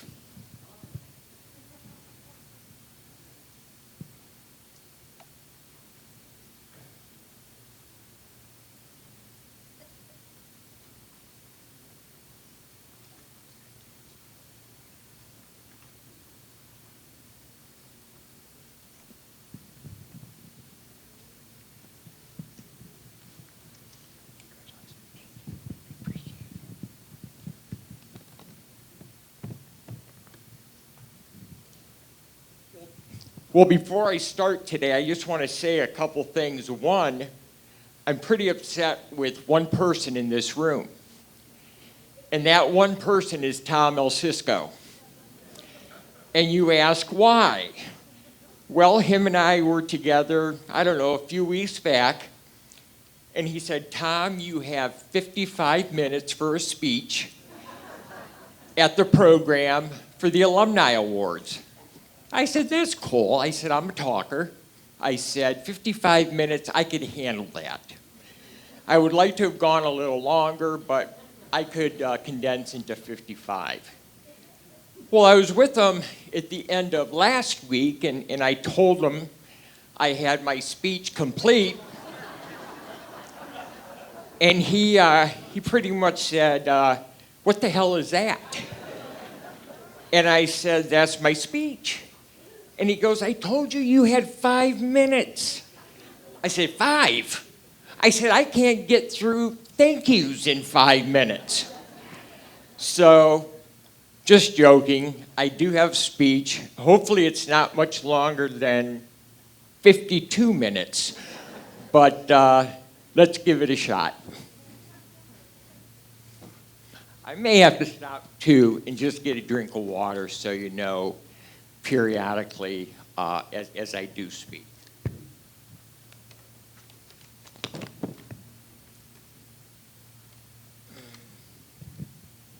Wow, what a crowd.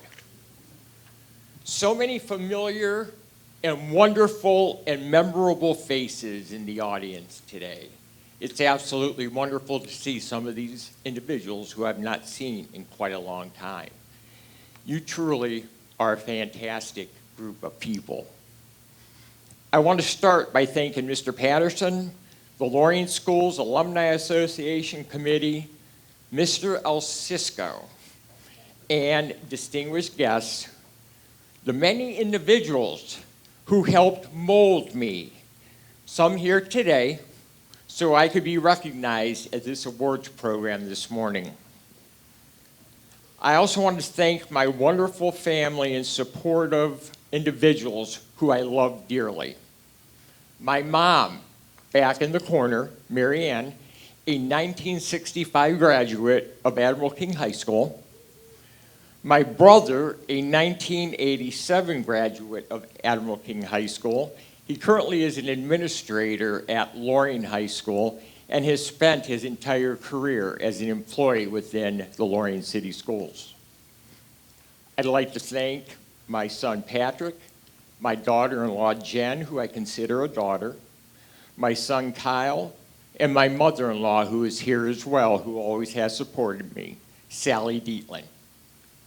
Finally, I want to recognize my best friend, my rock, and my biggest cheerleader, my wife of 38 years, Kelly. I would also like to congratulate all the recipients of receiving this award this morning. You truly are the shining light in the city of Lorain and the Lorain City School District.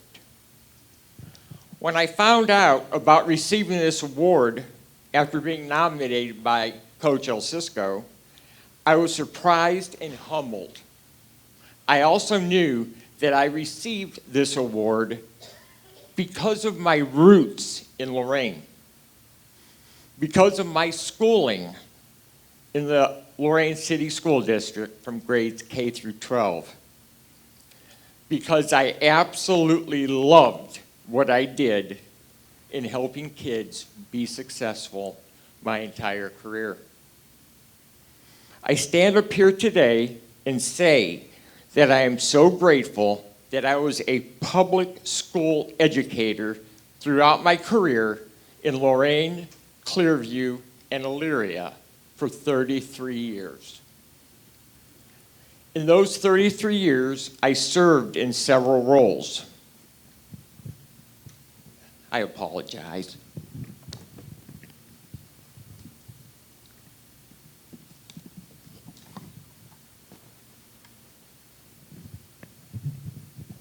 Starting out in 1988 as a kindergarten teacher at Lakeview Elementary School under Elba Armstrong principal.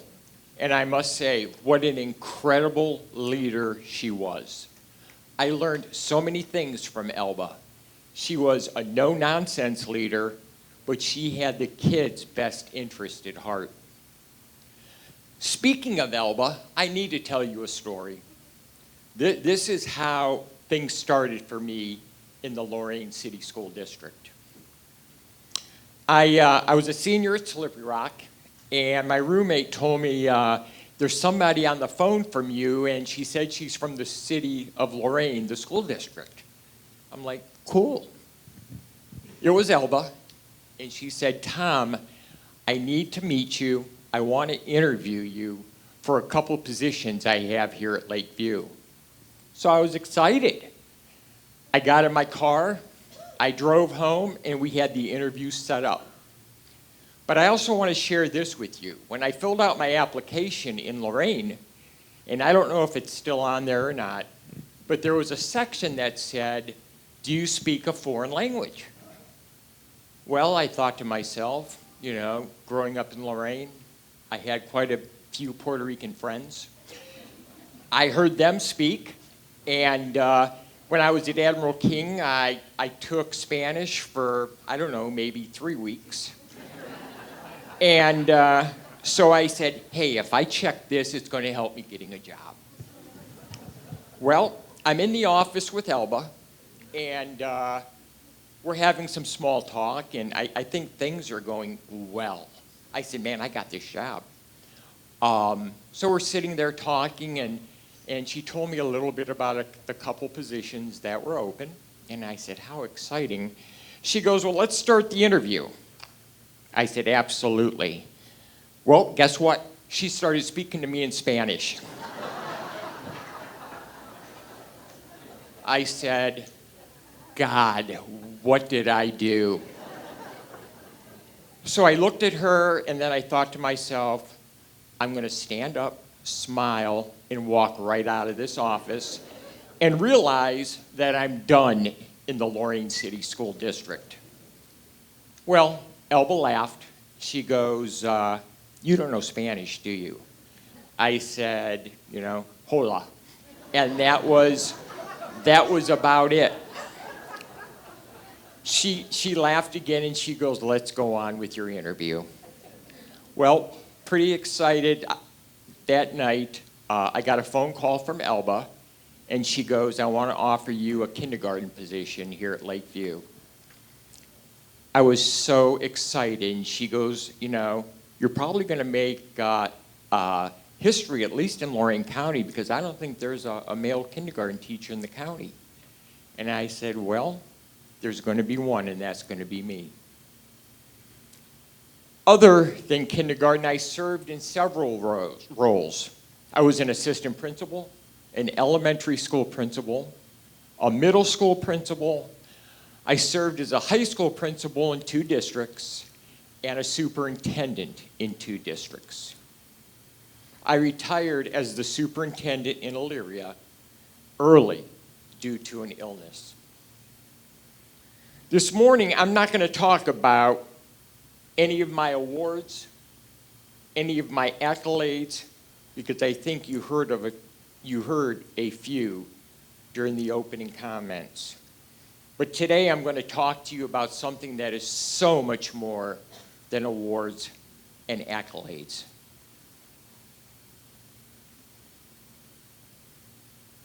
I'm going to talk about me and my unwavering beliefs as an educator.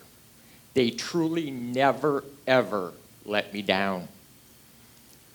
But rather than talking about them, because I love to talk, and telling you my beliefs, I am now going to read several short snippets, and I want you to guess what I valued most throughout my entire career as an educator, which I learned from my time in the Lorain City School District.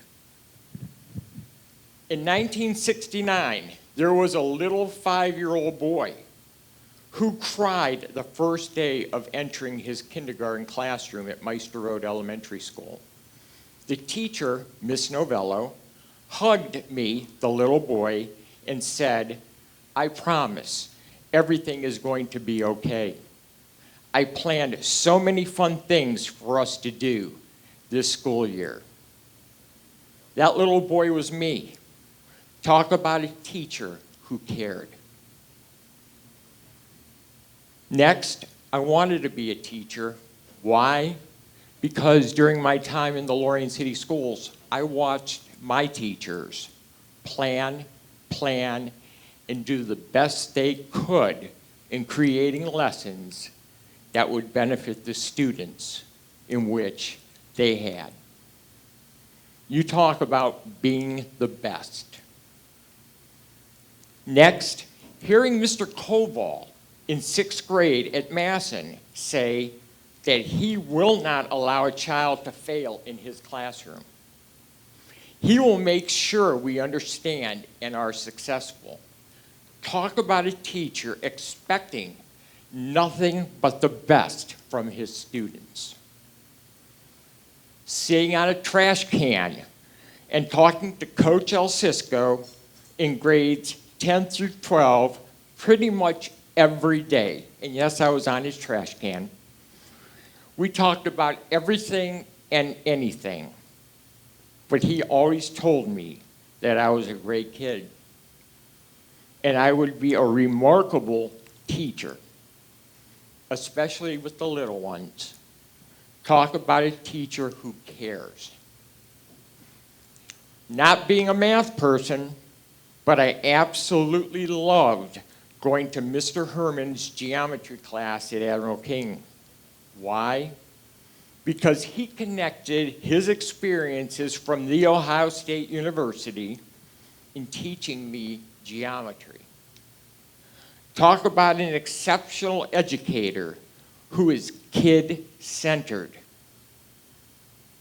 Mr. Love, Coach Houston Love, who called my mom and dad to say how proud he was of me because of my discus throw at the Comet Relays, which was my personal best. Talk about, again, a coach and a teacher who cared and was kid-centered. When you hear these statements, and I want to ask you this, what words come to your mind? Compassion, dedication, don't be bashful, come on, authenticity, patience, caring. I believed in these four things throughout my career. As an educator, you needed to care. You needed to care. And not only care, but sincerely care. Those kids needed to know that you cared. And believe me, they could tell the difference if it was phony or real. You must be kid-centered. If you're going in education, you must be kid-centered. If you're not, don't go. A big one. The importance of building positive relationships. Relationships, relationships, relationships. And I don't care what profession you're in, you must have great relationships. And finally, you expect nothing but the best. Don't be mediocre, be the best.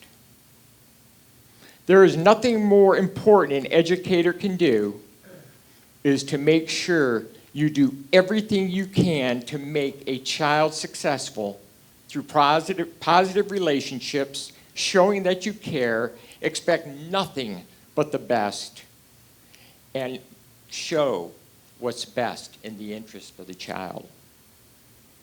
Tonight, when you go home, I want you to do something. And I told my teachers all the time to do this. When you go home, I want you, when you're in the bathroom before you go to bed, I want you to look in the mirror. Look in the mirror and ask yourself, if you're not in education, it doesn't matter, did I do everything today that I could to change the life of someone, care, expect the best, and do what was necessary to make this community, this city, and everything else better? Ask yourself that in the mirror. And if the answer is no, then guess what? Wake up tomorrow and try your best to improve. I want to close with some great thoughts and memories and funny things that occurred during my time in the Lorain City Schools from grades K through 12.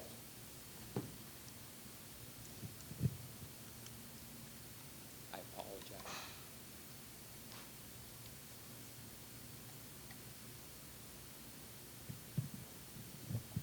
Here we go. Sing on my report card in first, second, third, fourth, fifth, and sixth grade that I talk too much.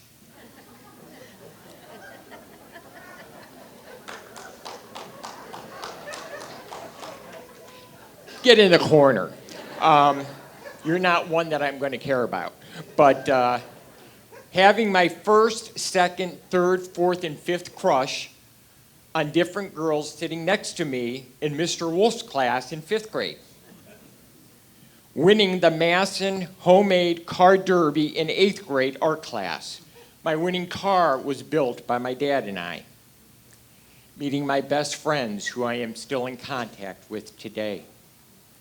Walking into Admiral King High School on my first day as a freshman, walking in the doors and praying that I did not have to use the restroom that day. Signing my letter of intent to play football at Slippery Rock University. Coach El Cisco and my parents being there when I did it. Hearing my name over the loudspeaker for National Honor Society. Being a part of the Admiral King track team, which set the record of most wins in the county under Coach Houston Love. But we received a jacket, and I wore it every single day. Here's a good one. Being hit by a discus at the Vermilion track meet. I took second place, though, still. And then I was taken to the emergency room. Thinking that I could not wait to be a teacher and return to the Lorain City Schools to teach. And last but not least, my mom, ringing her cowbell constantly each Friday night at the football stadium.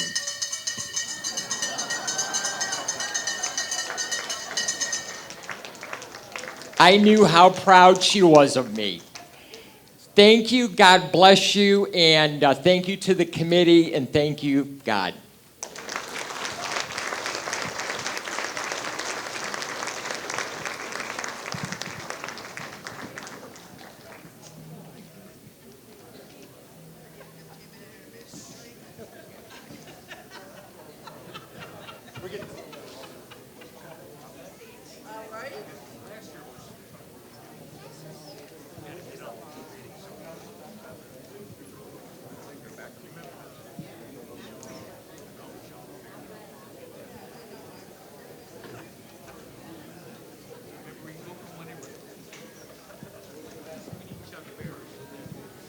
Wonderful. Okay, we're almost there, folks. Stay with me.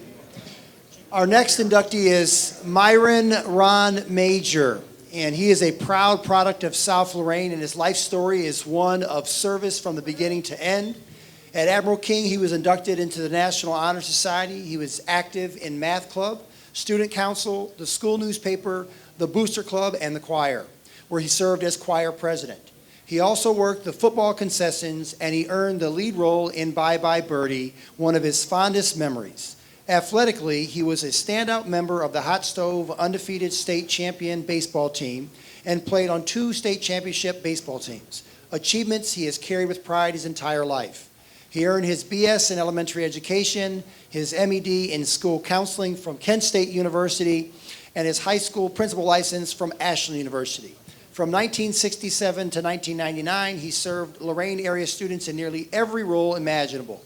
Homeschool counselor, junior high counselor, senior high counselor, dean of students at Southview, assistant principal at Lorain Middle School and Admiral King, and principal of Vermilion St. Mary's. He also served as an aftercare grief counselor at Dovin Funeral Home. He coached basketball, football, track, and wrestling. He led the Key Club and supervised the Video Club. He is a longtime Kiwanis Club member, past president, and continues to chair the scholarship committee to this day, still investing in young people. The Lorain Schools Alumni Association would like to welcome Myron Ron Major to the Distinguished Alumni Hall of Fame.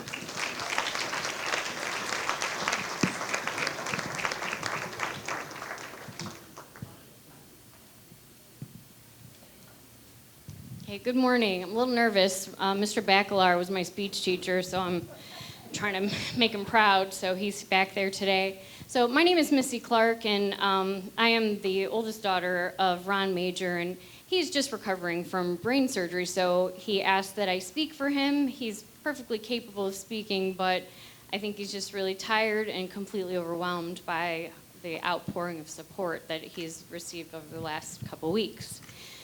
So these are his words. It is a true privilege to be inducted into the Distinguished Alumni Hall of Fame by the Lorain Schools Alumni Association.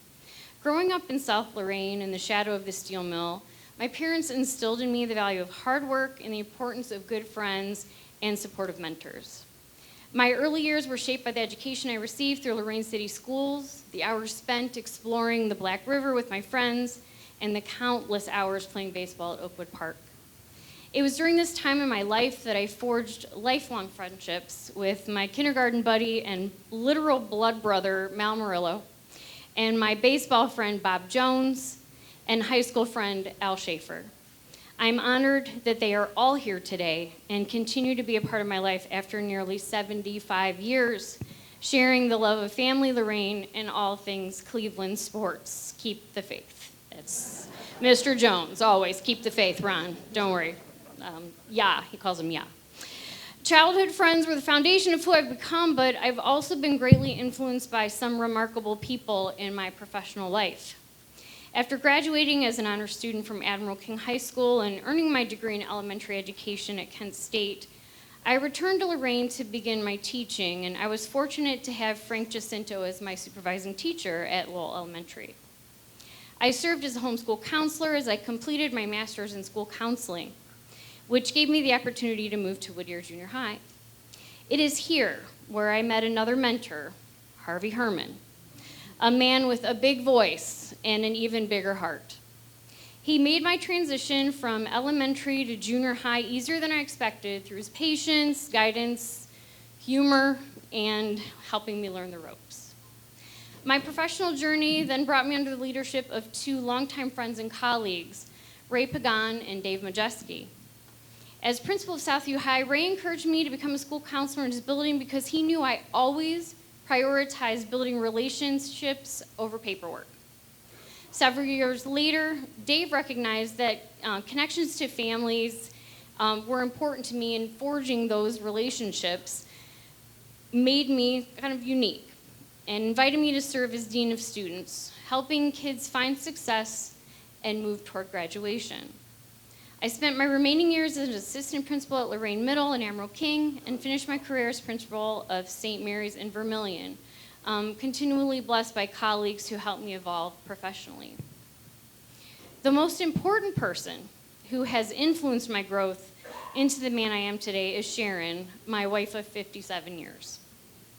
Without her insistence on my earning my master's degree in school counseling, or her strength in having to often take on the bulk of responsibility in raising two children while I coached, advised, and mentored thousands of young people, I would have not had the opportunity to motivate, influence, and inspire multiple generations of Lorain students. Her support and encouragement allowed me to have a positive impact on Lorain through my 30-plus years as an educator and student advocate. Without her, my receiving this honor would not be possible. I am also blessed to be joined here today by many other friends, colleagues, and family. Your influence on who I am today is no less important or meaningful to me than those I have mentioned by name. I am humbled by your presence here today and your continued presence in my life as I continue to grow and evolve into a better friend, father, and husband. It is my honor to be counted among this remarkable class of distinguished Lorain Schools alumni. Thank you.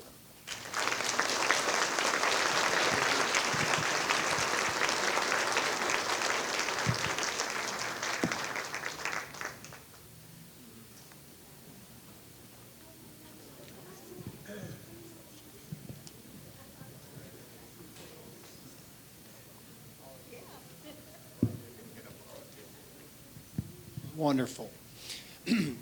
Our next inductee is the Honorable Mark Mihok. Judge Mihok, he graduated from Admiral King in 1972, where he marched in the school band for 3 years and volunteered at basketball games. Early expressions of a community spirit that would define his career. Among his fondest memories of Lorain are the lifelong friendships forged during those years. He earned his BA through Ohio State's Honors Program and his Juris Doctor from Case Western Reserve University School of Law, earning admission to practice before all Ohio courts, multiple federal district courts, the U.S. Sixth Circuit Court of Appeals, and the U.S. Supreme Court. He served Lorain as an assistant prosecutor, special counsel for the Ohio Attorney General, safety director, service director, and personnel administrator. In 2002, he was elected judge of the Lorain Municipal Court, a position he held with distinction for 24 years until his recent retirement in December of 2025. As judge, he pioneered a specialized housing court docket and modernized court operations by introducing virtual hearings and call-in waiver systems during the pandemic. He served as president of the Lorain Kiwanis, coached American Legion Post-30 baseball, and was named Outstanding Young Man of the Year by the USJCs in 1982. He and his wife, Catherine, married since 1986, are the proud parents of 2 children, Aaron and Jack, and they continue to call Lorain home. The Lorain Schools Alumni Association would like to welcome the Honorable Mark Mihok to the Distinguished Alumni Hall of Fame.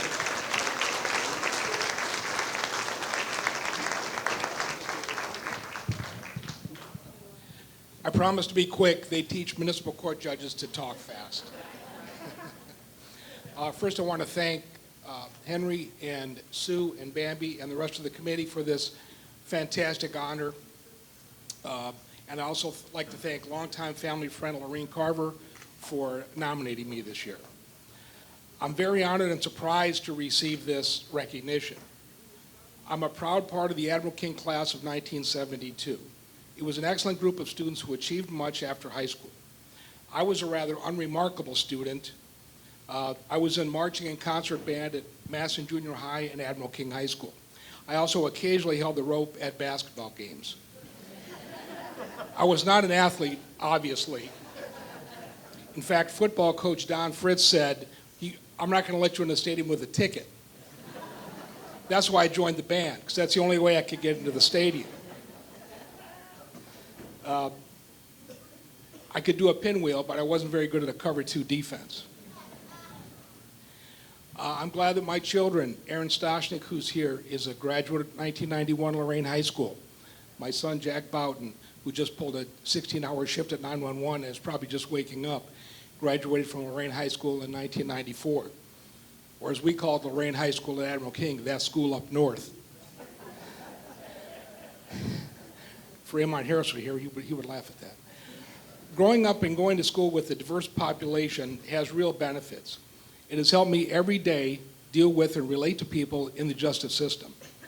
It was critical in all jobs that I held, as a consumer fraud investigator for the Ohio Attorney General after college, as a city prosecutor, safety director, service director, and 24 years as a municipal court judge. You can say that I have a broad history of experience, or you might say this guy can't hold a job. All that said, it's sad to me in the year 2026, we make it so hard for children to get an education in this country. The daughter of a friend of mine shared her expenses. She's going to Baldwin Wallace this fall. Her tuition is $56,000 a year. Room, board, and incidental expenses total $91,000 for 1 year. Do you think they make it that hard in China to educate their kids? I don't think so. Plus, we can't figure out how to educate young children. The Ohio Supreme Court ruled in 2002 that the school funding formula in Ohio is unconstitutional. What's happened since 2002? Not much. It was interesting, as a person who grew up in the turbulent 1960s, to see the students at Elyria High School walk out of school this spring and protest when their school levy failed. And I'm very happy and a little surprised that the Lorain levy passed. So many levies failed. I'm really proud of the people of Lorain to pass the levy. But when those students walked out, what they were really saying was, why can't the adults figure this out? That's right. Why can't the adults figure this out? I don't know. But I am optimistic, unlike many of the young people coming up.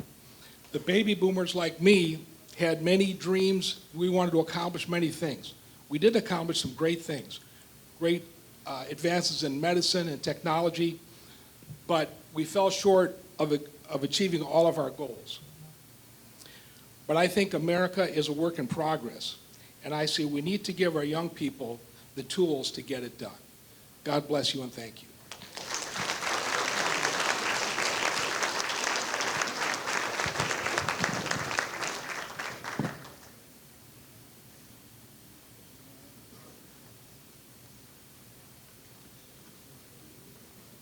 Thank you again.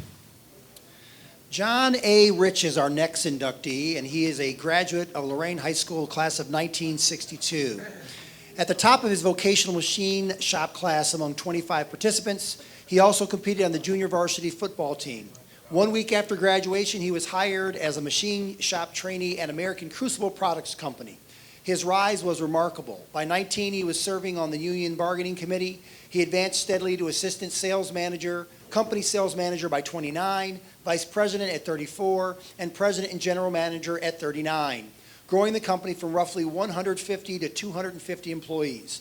At 41, he founded J.A. Rich and Associates, Inc., bringing millions in new business to North American manufacturers pursuing automotive contracts. Simultaneously, he served as president of the Lorain JCs, was named Lorain's Outstanding Young Man of the Year in 1973, served 4 years as 8th Ward City Councilman, became president of Lorain Chamber of Commerce Board, and served a remarkable 16 years as president of the Lorain City Council, defeating the incumbent and being reelected 7 times.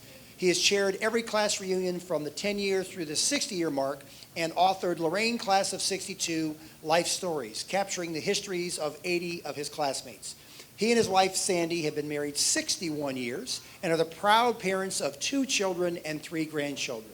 He is a lifelong fan of the Browns, Guardians, Cavs, and Ohio State football. John Rich is, in every sense of the word, a true Lorain original.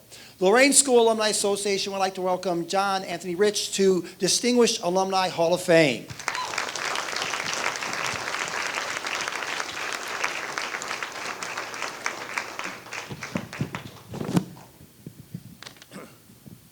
Well, first of all, thank you for this honor. It's a tremendous honor. But the first thing I'd like to say, I want to say thank you to Tony Giordini for nominating me. Tony and I met about 45 years ago, and that friendship is as strong today as it was back then. There's 5 of us that developed a brotherhood that is strong today. It was Tony, Joe, Frank DiTilio, Corey, and myself. We started that brotherhood back then, and it's been as strong throughout the whole 45 years. Next, I'd like to thank the committee. It's a wonderful honor, and I appreciate it, as my family does too. I want to thank Sue Bylika for all of the communication she did. And I went to 3 schools in Lorain, Boone Elementary, Hawthorne Junior High, and Lorain High. When I got to Lorain High, my cousin Wayne DeRay, who was here, told me about the vocational machine shop program there.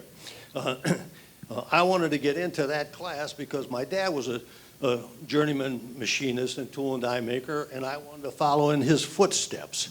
But Wayne explained to me, in order to do it, you had to pass a test and then an interview with the administrator of that class, Mr. Thomas Wazeloff. And so I took the test, and then at the interview, we sat down, and I looked at Mr. Wazeloff, and I said, Mr. Wazeloff, I promise you, if you accept me into your class, I will work as hard as I possibly can to be your best student. When I said that, he smiled, got a big smile on his face, and he said, John, I'm going to remember that, and I'm going to hold you to it. Well, from the first day of his class as a junior until the last day of his class when I was a senior, he tucked me under his arm, and he taught me what I needed to know to hopefully become a journeyman machinist like my father. He was a wonderful man. He taught me a lot of things. The day after I graduated, I graduated June 13th, 1962. The very next morning, Mr. Wazeloff called me, and he said, John, I'm calling you because I remember that promise, and you held up your end of the bargain. He said, have you landed a job yet?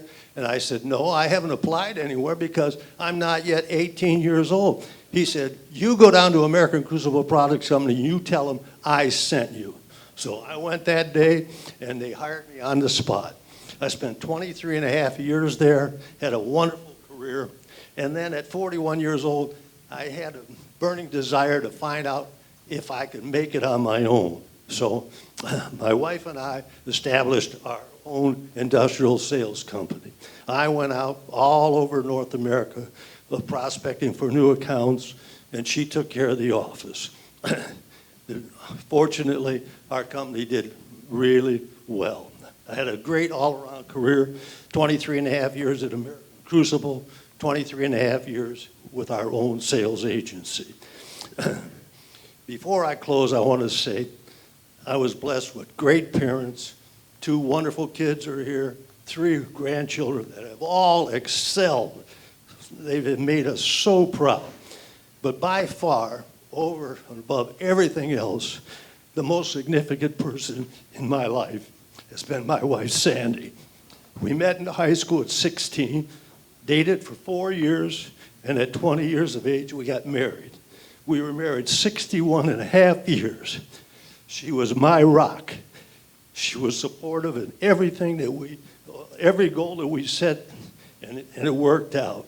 Sadly, I lost her 2 months ago, and I miss her terribly. Thank you.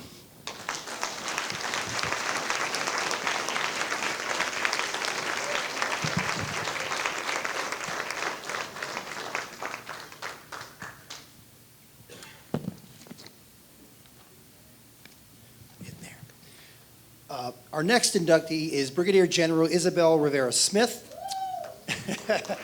And she was born and raised right here in Lorain. Her parents, Andres and Isabel Rivera, were members of Sacred Heart Chapel, and she is one of 5 children. She graduated from Admiral King in 1985 and enlisted in the United States Army that same October. She rose from motor transport operator to Brigadier General, a journey spanning decades of distinguished service. She served as Director of Joint Staff for the New York National Guard, coordinating operations for both the Army and Air National Guard, the New York Naval Militia, and the New York Guard. She organized responses to weather emergencies and led New York's response to the COVID-19 pandemic.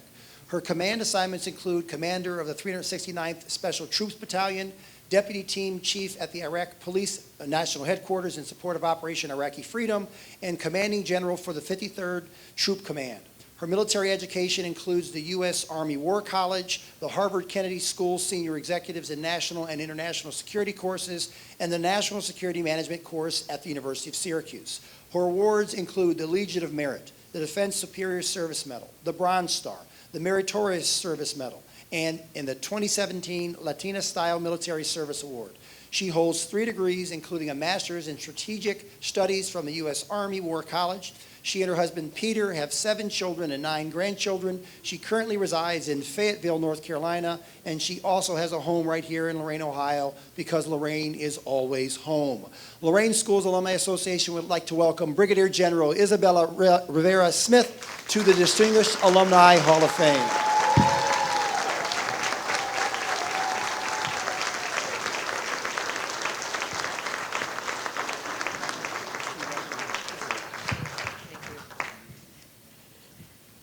So good afternoon, everyone. So I'm honored to be here today. Peto, I'm so proud of you. You made the under 5-minute cut, brother. I'm really proud that you did that. Mine, I time myself because being in the military, you know, you have to get to the point and say what you have to say, and sometimes you have to do it quickly. So I will be as quick as possible. I timed it. It should be under 4 minutes. So good morning, good afternoon, everyone. It's an honor to be here today. Distinguished guests, family, friends, and distinguished Alumni Hall of Fame inductees. It is truly an honor to be here today. I want to extend a heartfelt thanks to my friend Peto. Last year we had our 40th Admiral King class reunion. All right, we have a lot of Admiral King class of 1985 here today. And I was walking in Walmart a couple days after the reunion, and he calls me and he says, "Hey, I think I'm going to nominate you for this." I said, "Wonderful, thank you, I appreciate it."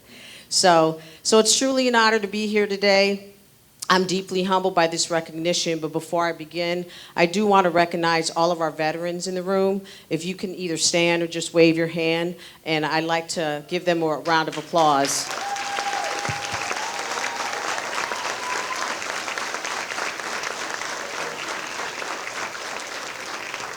So thank you for your service. So just in a couple days on 1 July, it'll be 2 months that I retired from the Army after 40 years of service.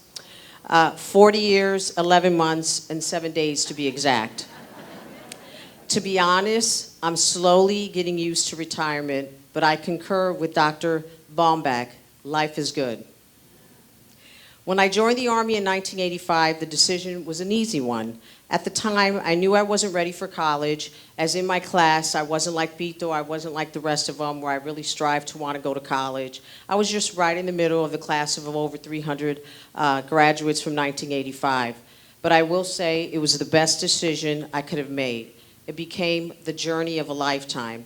The people I met, the places I serve, the challenges that I face, and the opportunities to grow shaped me in ways that I never imagined.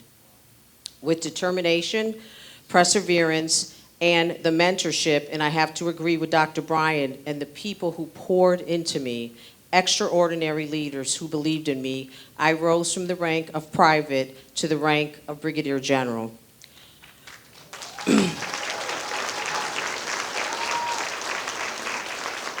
My career is proof that where you begin does not determine where you can end up. Throughout those 40 years, no matter where the Army sent me, Lorain was always home. I returned often to visit family and lifelong friends. Over the years, our lives changed as we built careers, we raised our families, we celebrated milestones, and supported one another through life's challenges. Those relationships kept me grounded and reminded me of where I came from, this great city of Lorain. Growing up in a proud Puerto Rican family, to my amazing parents, Andres and Isabel Rivera, it taught me two lessons that have guided my entire life: the importance of family and the responsibility of serving others. Public service isn't limited to wearing a military uniform.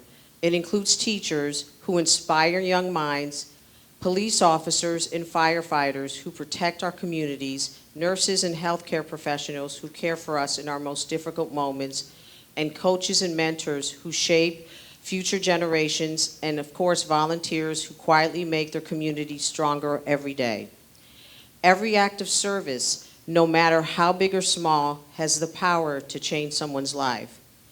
During my military career, I learned that leadership is about much more than a rank or a title.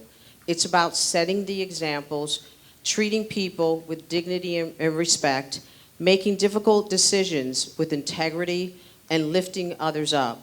Putting others before self, I've learned that people are always watching, not because of what you say, but what you do, your actions. So, under 4 minutes.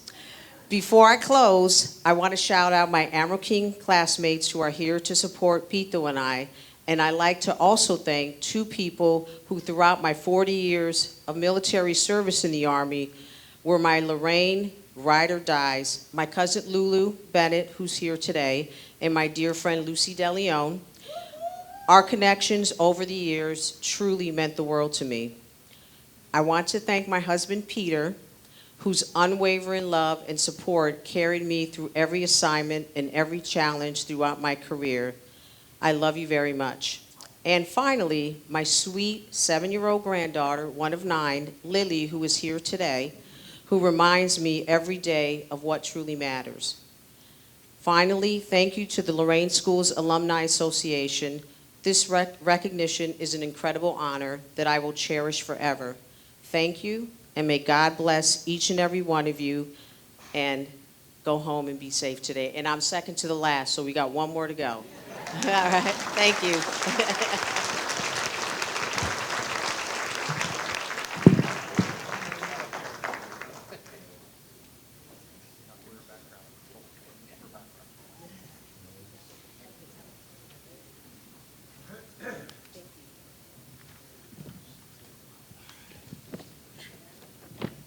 Okay, we are about, actually this is going to be pretty quick because I'm just going to read. Dr. Weber is our next inductee, and unfortunately he had a scheduling conflict and was not able to attend today and did not send someone, so I'm going to read a little something and then we'll finish up. Dr. Thomas J. Weber is a Lorain Catholic class of 1990 graduate, and where he was involved in student government, Key Club, academic challenge, football, and baseball, and earned a place on the dean's list.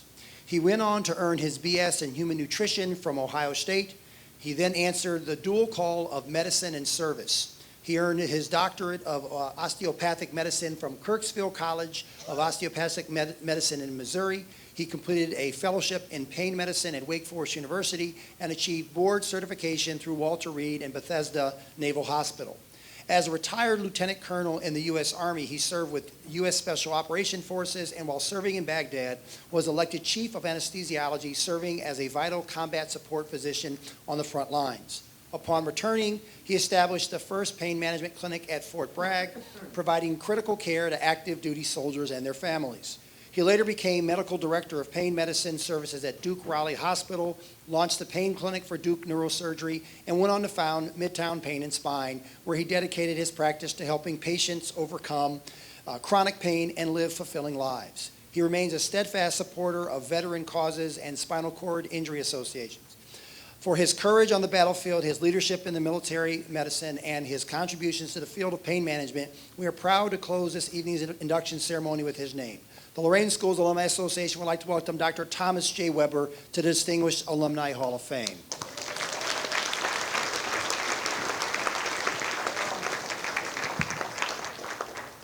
In closing, 15 inductees, 15 stories in one city.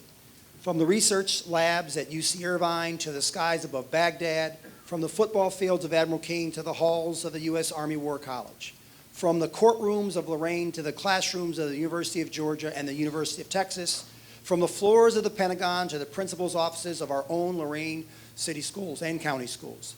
Every single one of these men and women carried Lorain with them, wherever they went, and every single one of them has given something back.